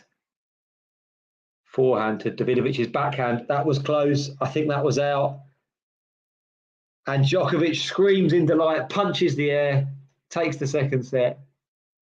And there we are. And there was my prediction, just as I told you guys. That's what you come to Talking Tennis for, right? Those on-the-money predictions. 7-5. I'm just going to take a quick break and play a promo for you guys. Back in a moment. Thanks for tuning into this watch along. While there's a break in play, here's a reminder to hit the like button, subscribe and click that notification bell. Your support helps to keep the channel going. While we're here, you can now become a member to enjoy perks including badges for the live chat, but also bonus material such as interviews with top players from both ATP and WTA tours. The membership link is pinned in the live chat. You can also follow us on Twitter, Facebook and Instagram. So whether it be serves or volleys, forehands or backhands, serve bots or drop shots, we've got you covered. Whether that be via our website, talking-tennis.com, where you can read features and interviews from our top writers. Or if you prefer us in audio form, you can subscribe to our podcast on Apple, Amazon or Spotify or wherever you get your podcasts from. Remember, we offer you wall-to-wall coverage via our regular watch-alongs, magazine shows such as Nick's WTA Weekly or Damien and Mario's ATP version. Plus, we deliver top content from people on the ground, actually at the tournaments, so you get even nearer to the action. So, what are you waiting for?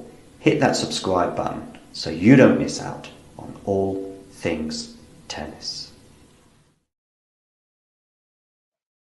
Welcome back, guys. How must Davidovich be feeling at the moment? He has pushed and pushed Novak, who've been going for nearly 3 hours. If you look at total points won, it's 93-89 to Djokovic. It's been so close. But here he is. He finds himself 2 sets down.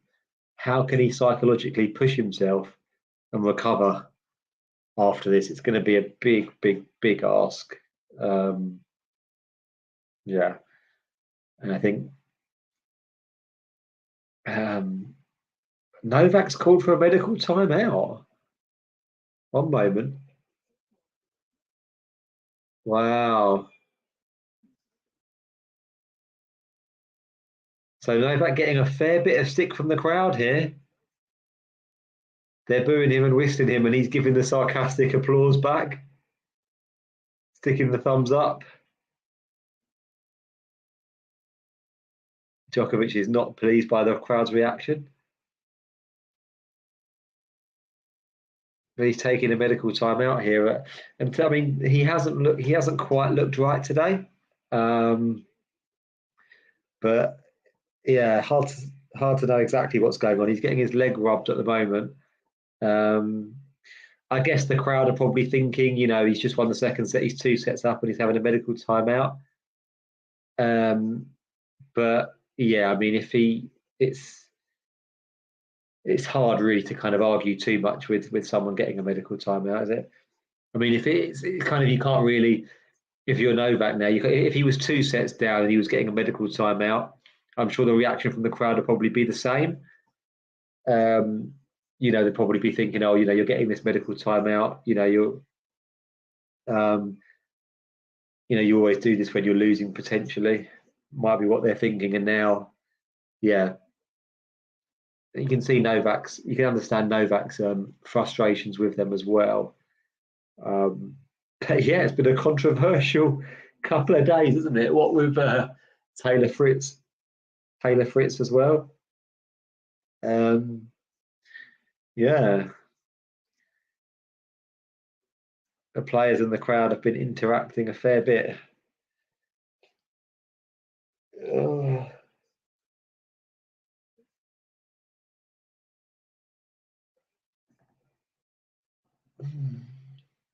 He's got an ice pack being applied at the moment, Novak.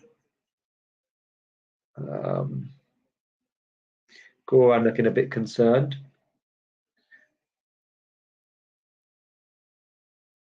Oh, we've got a comment here. Hello, Kuko Frog. Thank you for the comment. I don't speak Spanish actually, so I'm not sure. Yeah, it's Djokovic. It's Djokovic who's having the medical timeout. Yeah.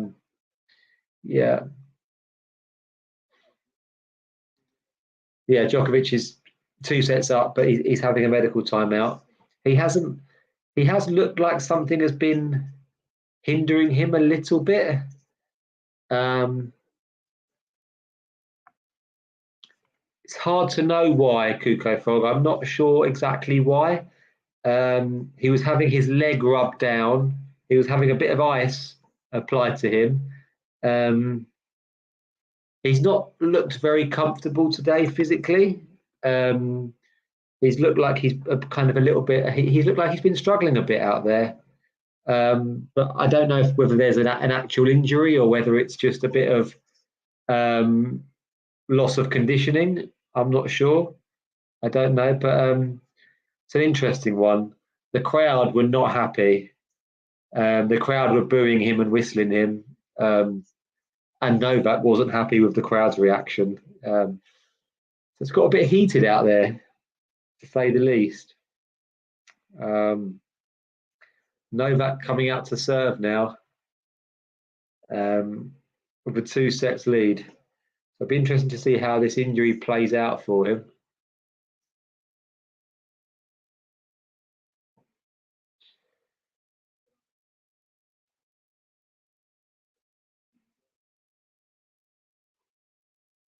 It might be an interesting dynamic now if the crowd are going to be against Djokovic. By the way, the average game duration is 4 minutes 56. So at the moment, each game is taking on average nearly 5 minutes, which is pretty mad.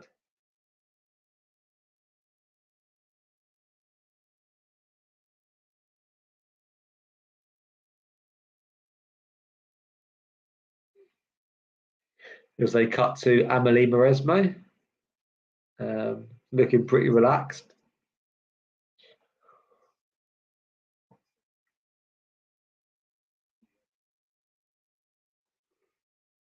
Ooh.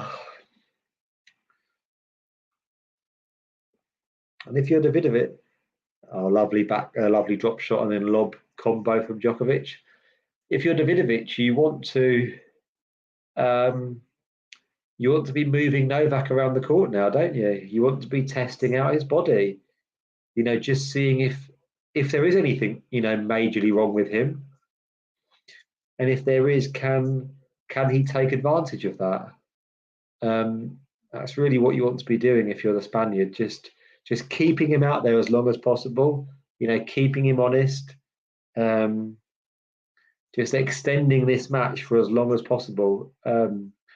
We know Novak is the marathon man, but if he is struggling with something, that's what you would be hoping to do if you were him. Lovely winner there from Davidovich. By the way, Fokina and Offner have gone to a 5th set. Offner has an early break. 2-love over there. Let's check out what happened with the Svitolina match, whether she was able to come through. You guys might already know. Svitolina won against Blinkova 7-5 in the 3rd. So what is that? Is that about, that might be about 8 wins in a row now for Svitolina, having won the tournament last week as well. And she's playing Kazatkina in the 4th round. That's going to be very interesting. Kazatkina will be the favourite, but you'd give Svitolina a chance the way she's been playing, the confidence that she's been building. Oh, lovely shot there from Novak. Looks called wide, actually.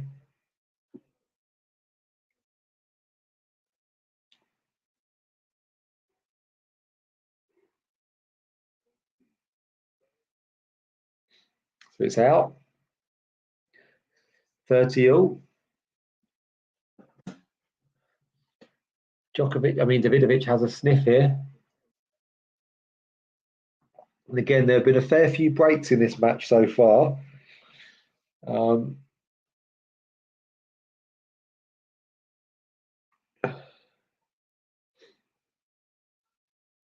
Davidovich knocking on the door here for one. Got a second serve to look at. He wanted to do more here with the second serve than he did when he had that big point at the end of the second set where he was quite passive.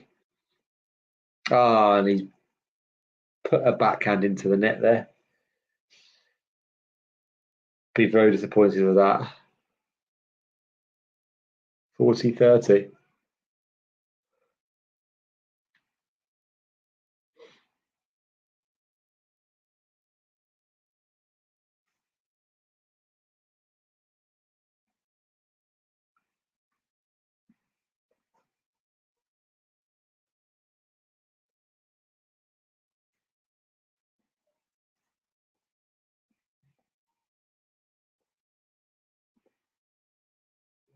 Oh, lovely shot from Novak. Backhand cross-court winner. Gets the first game.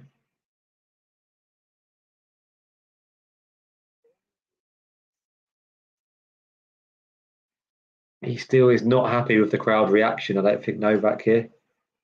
He's very wound up.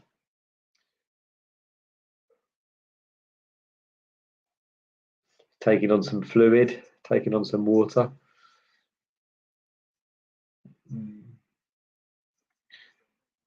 Just going to have a look at what's going on some of the other matches at the moment.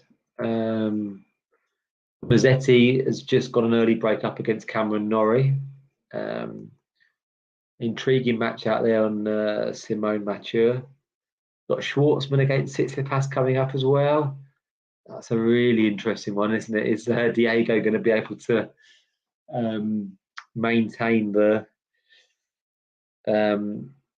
his resurgence, really? Quite a surprising resurgence out of nothing these 2 wins have been for him in this tournament. Got a tough ask against Tsitsipas today.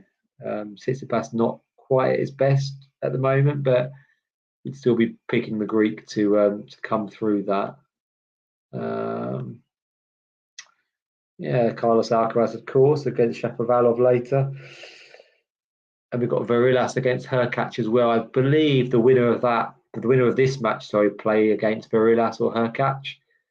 It's a pretty kind draw for Novak if he's able to come through this anyway. It'll probably be his toughest test until the semi-final, maybe. Don't want to be dismissing who he's going to play next. Sonego, Khachanov, Hurkacz or Varillas, 2 of those 4. But yeah, this looks the toughest really on paper, you would think. As we hit the 3-hour mark. Djokovic has more than a sniff here to go up at early break.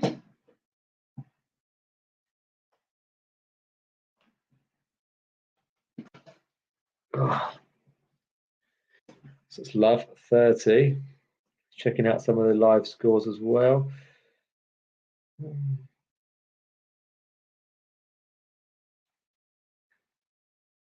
Drop shot from Davidovich. Novak's there. Novak puts it away. He's got 3 break points, does Djokovic. Sloane Stephens and Putin Saver are at 1 set all over on Suzanne Lenglen. Musetti is now 3-love up over Cam Norrie. Musetti's been playing really, really well in this tournament. I wonder if we might see another 5-setter over there. One Simone Mathieu between them two. Just as Djokovic is going to go in for the break here. Drop shot from Davidovich. Novak's there. And Davidovich puts it wide. Djokovic breaks. The drop shot really hasn't been working that effectively for Davidovich in the last 20 minutes or so, I would say. Djokovic up an early break despite that medical timeout. Got Clara Towson up against Avanessia. The Russian Elena Avanesyan. Surprising one that she's had so far. They're at 1 set all, 3 all. Clara Towson, of course, qualified as well for this tournament. And that's all we've got in terms of singles at the moment. Yeah.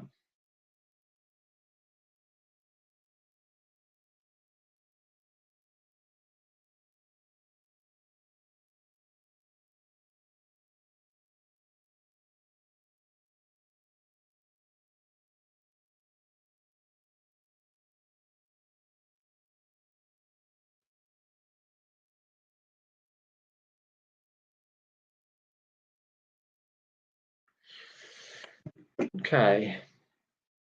Djokovic with an early break, and he gets the first point there as well.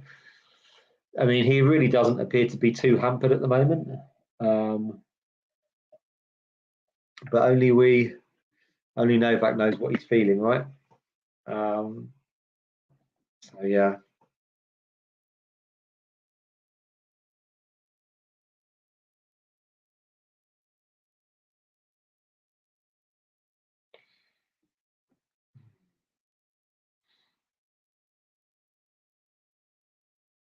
Oh, don't think that point was actually valid. I think it was a net call. Davidovich Fokina hit a rasping backhand down the line past Novak.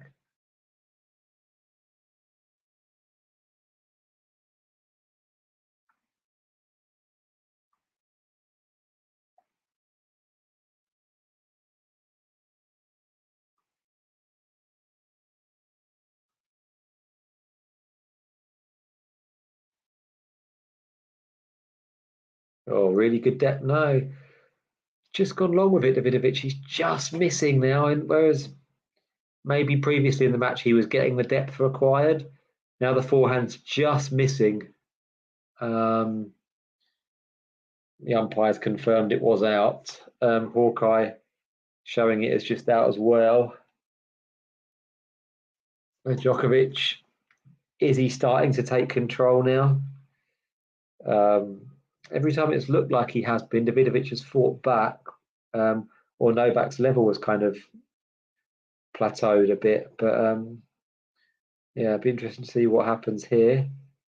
I think Davidovich might have gone slightly long again, ever so close. He's being slightly unlucky at the moment as well, I think. But he's not finding the length. And he's 40-love up now. So point for 3-love. Wow. Last 15 points won, 13 out of 2. Sorry, 13 out of 15 Novak's won. Just 2 for Davidovich. Davidovich gets one there, though. It's 40-15. That's basically since the start of the third set, really. Novak's just been completely dominant. And we are seeing a bit of a fall away from Davidovich. I mean, understandably so, you know, after that, he's pushed Novak so hard and he finds himself 2 sets down. Hard to really, you know, maintain your level, I think, when that's the case.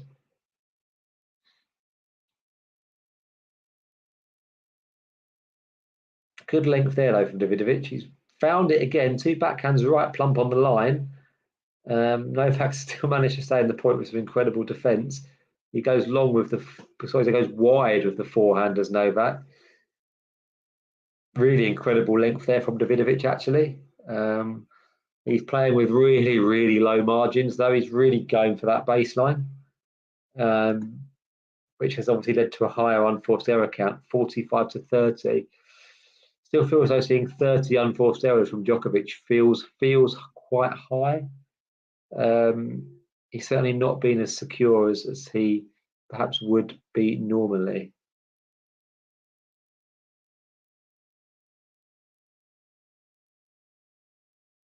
And Djokovic takes the third game, and he's 3-love up now in the third set. I'm just going to take a break. We're back in a moment. Thanks for tuning into this watch along. While there's a break in play, here's a reminder to hit the like button, subscribe and click that notification bell. Your support helps to keep the channel going. While we're here, you can now become a member to enjoy perks including badges for the live chat, but also bonus material such as interviews with top players from both ATP and WTA tours. The membership link is pinned in the live chat. You can also follow us on Twitter, Facebook and Instagram.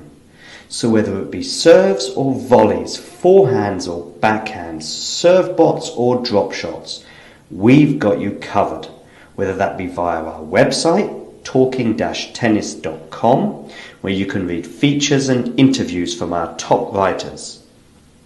Or if you prefer us in audio form, you can subscribe to our podcast on Apple, Amazon or Spotify or wherever you get your podcasts from.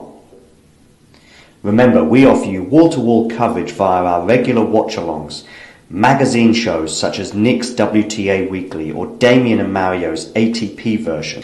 Plus, we deliver top content from people on the ground, actually at the tournaments, so you get even nearer to the action. So, what are you waiting for? Hit that subscribe button so you don't miss out on all things tennis. Welcome back, guys, as Novak begins to assert his dominance over this match. He's 3-love up in the third set. To be fair, he did go up a break, I think once or twice in the second set, and Davidovich pegged him back. Great drop shot there from Novak as well. I think with Novak serving first in this one as well, it just sort of maybe seems a bit more of a mountain to climb for Davidovich now at love 3. Yeah.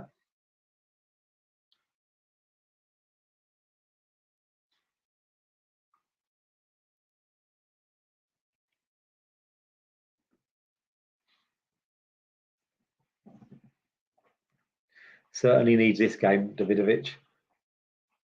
Yeah, if I were him, I would want to go 2 breaks down in this. Hey, Ghosty.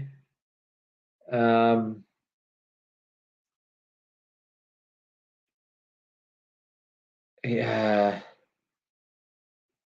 If Diego loses, I may need therapy or the closest happy hour. I know, right? I mean, Diego's run has been great to see, though. Just seeing him hopefully mixing it again later with Tsitsipas will be really nice. And I think he's got a chance, hasn't he? You know, what do you see happening in that one, Ghosty?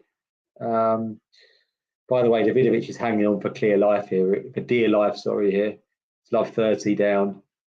Novak goes on with a backhand. Yeah, I think Diego might get a set. I know that Jeffro's going to be following it closely as well, right?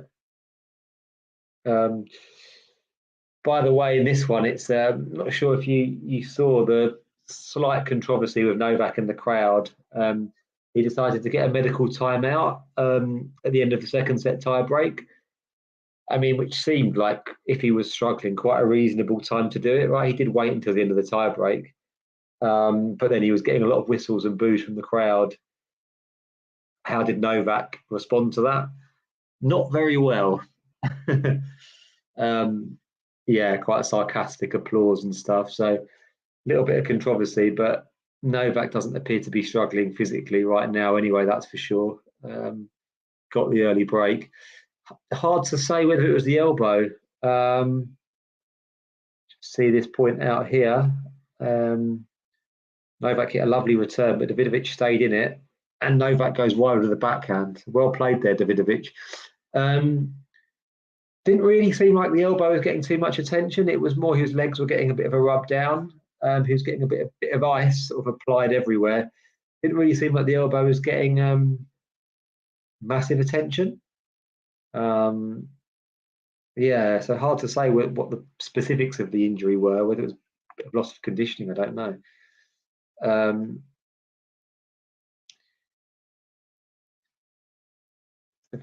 But yeah, Diego's season has been miserable.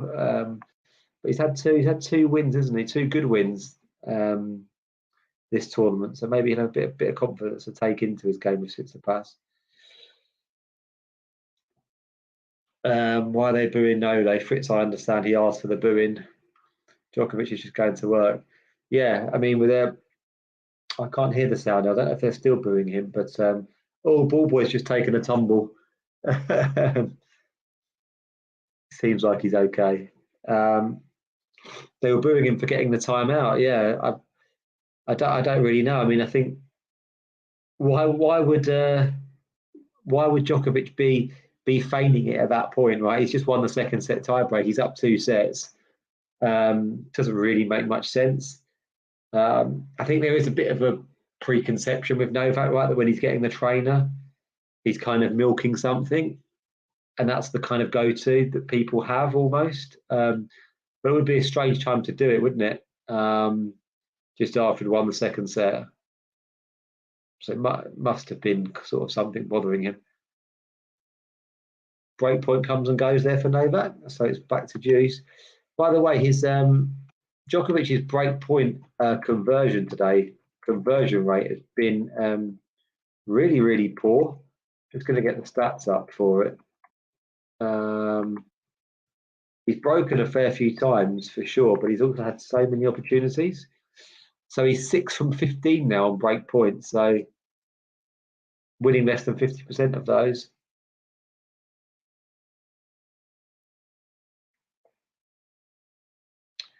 Pressure point stats. Good question. I don't have those stats on me. But Djokovic has certainly won a fair few more. Yeah, I agree, Ghosty. Medical timeout between sets, not a problem. Davidovich wins that game, so that's big for him. Just keeps Djokovic honest. Seemed like Novak was potentially going to fly away, so that hasn't happened. Yeah, it wasn't like he, it wasn't like it was 5-all in the second set, or 6-5 and had just been broken, or 5-2 down in the tiebreak or something, and he decided to do that. Or even, do you remember years ago, 2012, when Andy Murray was about to serve out the US Open at 5-2 and Djokovic having a medical timeout? Can see that there's a problem with those situations, but yeah, end of the second set, he's 2 sets up. If he needs a bit of treatment, I think that's fine. So I can understand him being a bit annoyed with the crowd there.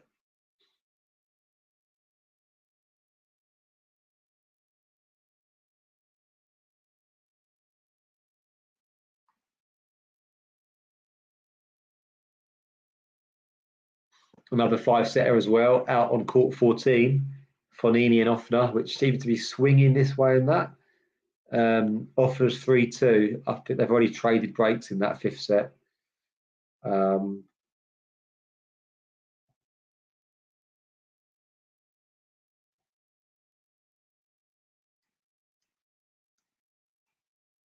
Musetti and Norrie as well. I get the impression that could be a long one.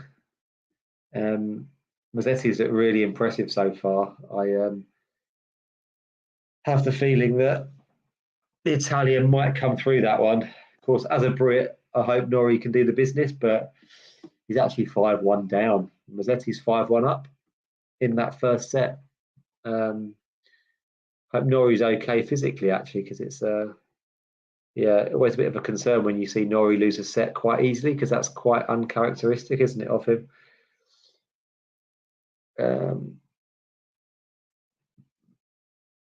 The Andy one was, that felt particularly, I think that felt particularly quite bad, actually. Particularly when, at that point, him and Andy had grown up together, hadn't they, as juniors, and Andy was sort of looking for that first Grand Slam, and which Novak had already denied him, and it was and that was Andy's moment to sort of serve it out. And Djokovic decided to do that, which wasn't great. Last year, Rafa was messing with Tiafoe's with timely medical timeouts. I couldn't actually see that match last year, but I did hear about that. There were a lot of timeouts there. They're always a bit of a contentious issue, aren't they? But look, the rules are the rules, right? And players are going to, it's competitive top level sport. Players are going to try and use the rules to their advantage, like it happens in every sport. We saw it with football the other night as well. The Europa League final, Sevilla and Roma. A lot of gamesmanship going on. It's just sport. The rules are in place. If the rules aren't working, then it's down to the governing body to change the rules, right? Players are going to utilise them. I know that some do it more than others, but yeah.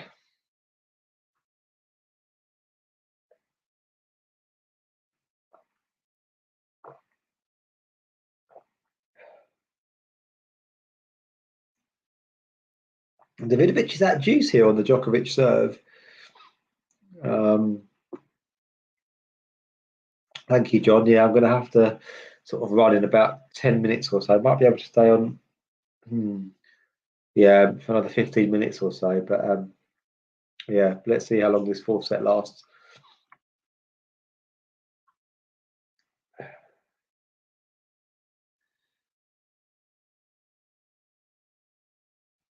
Yeah, young Nole always used to brush people up the wrong way, didn't he? I remember there was I think it was the year that he was first. This is going back quite a long time. The year that he was first defending his Aussie Open, which he won in 2008. It must have been 2009 actually, when I think he played against Roddick, and he lost and he retired, didn't he? I think Roddick had a bit of a problem with Novak then as well. Just sort of not. I think he felt he'd kind of thrown the towel in because he was losing. But quite a big point here. We'll just see this out. Forehand to forehand. Davidovich has fallen over there, which gives Djokovic the point. I don't think it's going to go to 4 either, Ghosty, actually. He's limping as well as the bad body language now. By the way, how can he... Or is he going to need a medical timeout? Be interesting to see if the crowd boo him, right? I presume that they're not, but they wouldn't. You can answer that, John, if you want. Ghosty says he imagines you to be a bit of a Lothario, studying Rimbo and taking guitar lessons. No, it wasn't. It wasn't a... We studied sports journalism, so I don't think it was a very hip... Maybe a bit of a hipstery course in terms of it was quite a niche topic to study, but I wouldn't really describe the people that were on the course as hipsters. It was a fun course, sports journalism. So I guess you could say we're living out the dream here on Talking Tennis, talking to you, Ghosty, and to you guys. But yeah, I think always football and tennis were our main sports. that was the year actually 08 when we first met and we studied that. We studied that. We did that degree just off the back of the 08 Wimbledon final, Nadal Federer, which so I attended both of I attended the 07 one, which of course Roger won in 5, and then the 08, which Rafa won in 5. So that was really, really fortunate actually that I was able to attend both of those.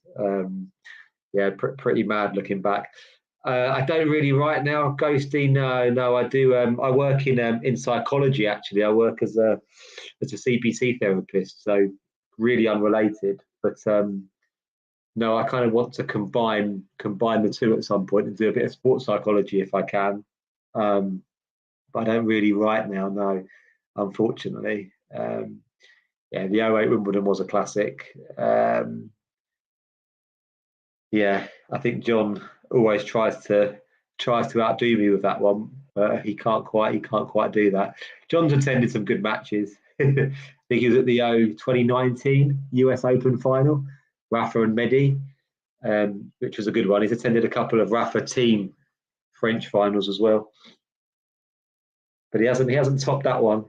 Be hard to top that one, to be fair. That was the last year that centre court didn't have a roof.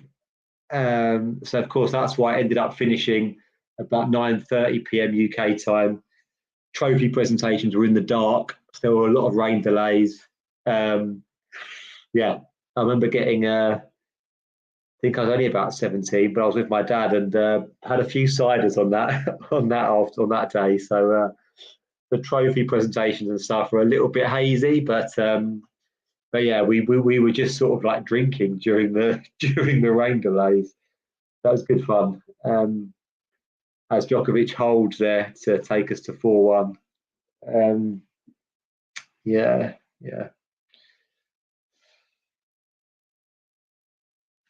But yeah, how about you, Ghosty? Do you do any sort of tennis writing, or be nice to have you on the channel at some point? In my opinion, how bad is John's obsession with the Red Devils? Time to lock him up. He's quite obsessed, I would say. Yeah. He's written a really good book as well, actually, which I saw at Waterstone store in London last week. And Even the Defeats, which obviously about his obsession with the Red Devils. No, I think he's quite into them, shall we say. It was a funny about Ferguson. Yeah, exactly. There's a funny story. I think we were both in Estonia for just after New Year. I think we'd spent New Year in Helsinki together, and then we were in Estonia in Tallinn for a few days. It wasn't actually Man United that were playing, but it was a really, really big Man City Liverpool game that was on. So, like a really sort of Klopp versus Pep. It was a really big match in the context of the Premier League, and we were we were both sort of single then, so we were on a couple of Tinder dates. We'd sort of met them for a couple of drinks, and the dates were going okay, but we were both really conscious that the match was sort of starting soon. So we kind of concocted this bit of a plan where we sort of said, oh yeah, we should go to this sports bar, or it wasn't a sports bar, but it was a bar where they were showing the match. And then we sort of walked in, and then we both said to each other, oh wow, the football's on. Who would have thought that? Wow, John, the football's on. So we ended up spending a bit of time with our dates in there, but yeah, I don't think the dates really progressed that well after that, or whether they really took it that well. But yeah, funny story. I'm not a Liverpool fan, no, Ghosty. I'm an Arsenal fan. Do you follow football much, or soccer as you guys call it? I mean, Arsenal, it was a case of so near yet so far for Arsenal last year. Pushed Man City close, but not close enough. Yeah. Big game, of course, for the Red Devils tomorrow. I'm actually going to be supporting them in the FA Cup final against Man City. I just don't want Man City to win the treble. So I will be Team United tomorrow for the FA Cup final. City going for the treble, which is a feat only matched by United in '99. So I think John will be absolutely desperate for United to win tomorrow, but for City not to win the treble. They're 1/3 of the way there, 2 matches left.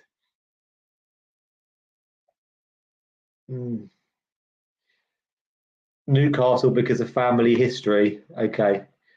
Portland Timbers and New Mexico United in the States. Okay.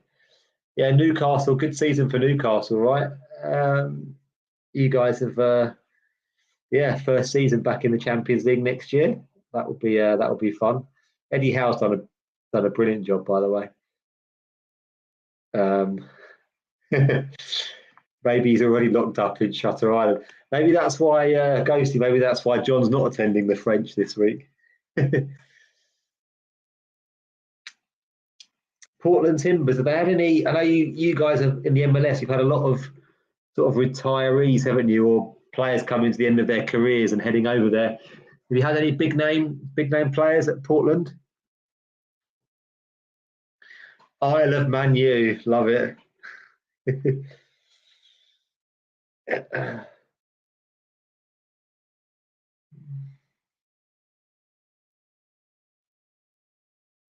What are we going for tomorrow, John? Just cup final. Do you think you guys have got a chance? I mean, I think you've got a chance, but how are you feeling? You feeling confident? Or, by the way, no smash there. He's even laughing, which typically goes long.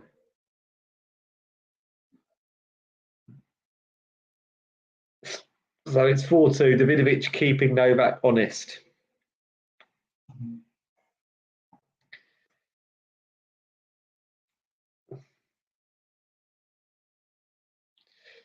Yeah, great season for Newcastle.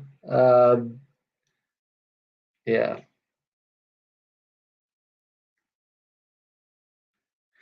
Yeah, I remember that. The Wayne Rooney halfway line goal. Hit a beauty service shot. Yeah.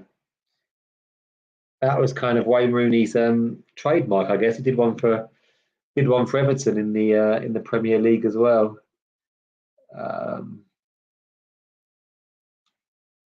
Lovely backhand.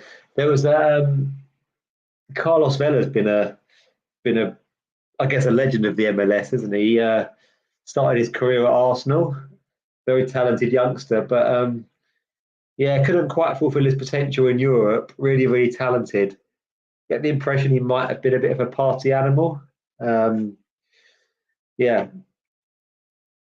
bit like John, really, I guess. Not quite fulfilling his potential in his 20s due to all the parties, but maybe peaking a bit later on career-wise. Is Carlos Vela still playing in the US? Sorry, this has gone a bit off topic. Probably have to take it back from football in a moment. But have a look. Carlos Vela. Oh, he's still the captain of Los Angeles FC. Wow, yeah. 34 and still going strong over there.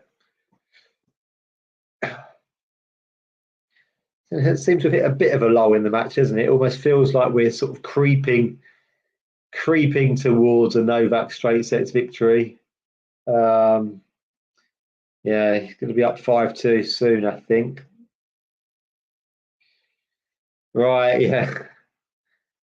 MLS is where you go to make money for less effort. Yeah, New York Cosmos with Pele. It feels like it's a bit more serious, right, than it was back then. Feels like the standard is kind of, a bit higher. I mean, you had Zlatan, didn't you, sort of playing over in MLS, but then he was still, fit enough to come over and play in Europe again. Of course, you had Thierry Henry as well playing for the New York Red Bulls. He then also came back over and played for Arsenal again for a very short period. So I guess that would indicate that the standard is, much higher than it was. Yeah. Well, even Ghosty as well. You can really see why the Spanish and the Italian clubs want there to be a European Super League, because the Premier League is just leaving everyone else really behind in terms of sort of financial capacity and I guess quality really in some ways. As Djokovic holds for 5-2. Beckham in LA, yeah, exactly. I think Beckham played for LA, didn't he? And then he went and played in Europe again afterwards. Yeah. I'm going to have to head, I think, John, in a moment. I've got to put some food in. I'm playing paddle again in a while. So I'm going to have to I might not be able to see the end of this third set out. God, it feels like a fourth set, doesn't it? Would you be able to take over, John, or am I able to sort of leave it? Give me a moment. I'm just going to put some food in. Let me just play a promo.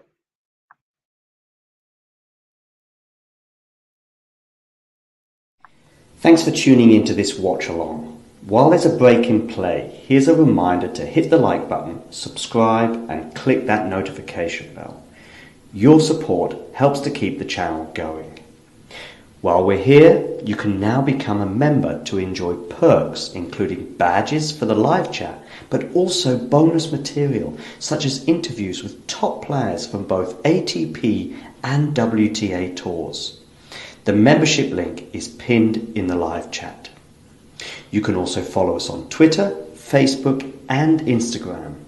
So whether it be serves or volleys, forehands or backhands, serve bots or drop shots, we've got you covered, whether that be via our website, talking-tennis.com, where you can read features and interviews from our top writers. Or if you prefer us in audio form, you can subscribe to our podcast on Apple, Amazon or Spotify or wherever you get your podcasts from. Remember, we offer you wall-to-wall coverage via our regular watch-alongs, magazine shows such as Nick's WTA Weekly or Damien and Mario's ATP version. Plus, we deliver top content from people on the ground, actually at the tournaments, so you get even nearer to the action. So, what are you waiting for? Hit that subscribe button so you don't miss out on all things tennis.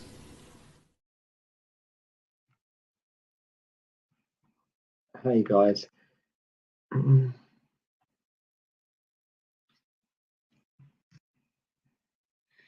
Often as one has he, okay. Would have been quite cool, I guess, to see Fonini into a round of 16 in a slam again, but wasn't to be. He's 2 points away actually, Novak now, isn't he? So we might be coming towards the closing stages of this. Let's see.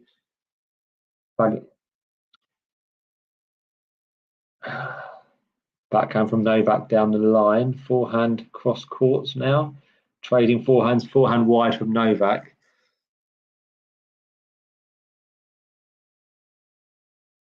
I can see this out, John, until if Davidovich breaks and it goes to say 5-4, I won't be able to, but I can see the next couple of games.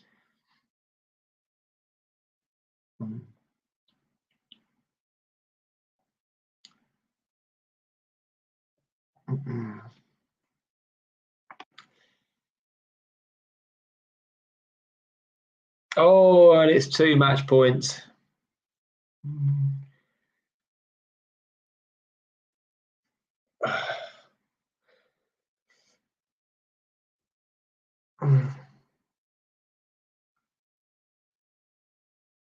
Novak read it, put it away, and now we've got 2 match points on the Davidovich serve.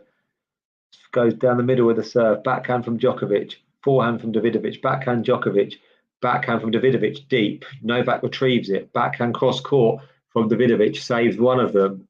It's 30-40. Got great length there from Davidovich.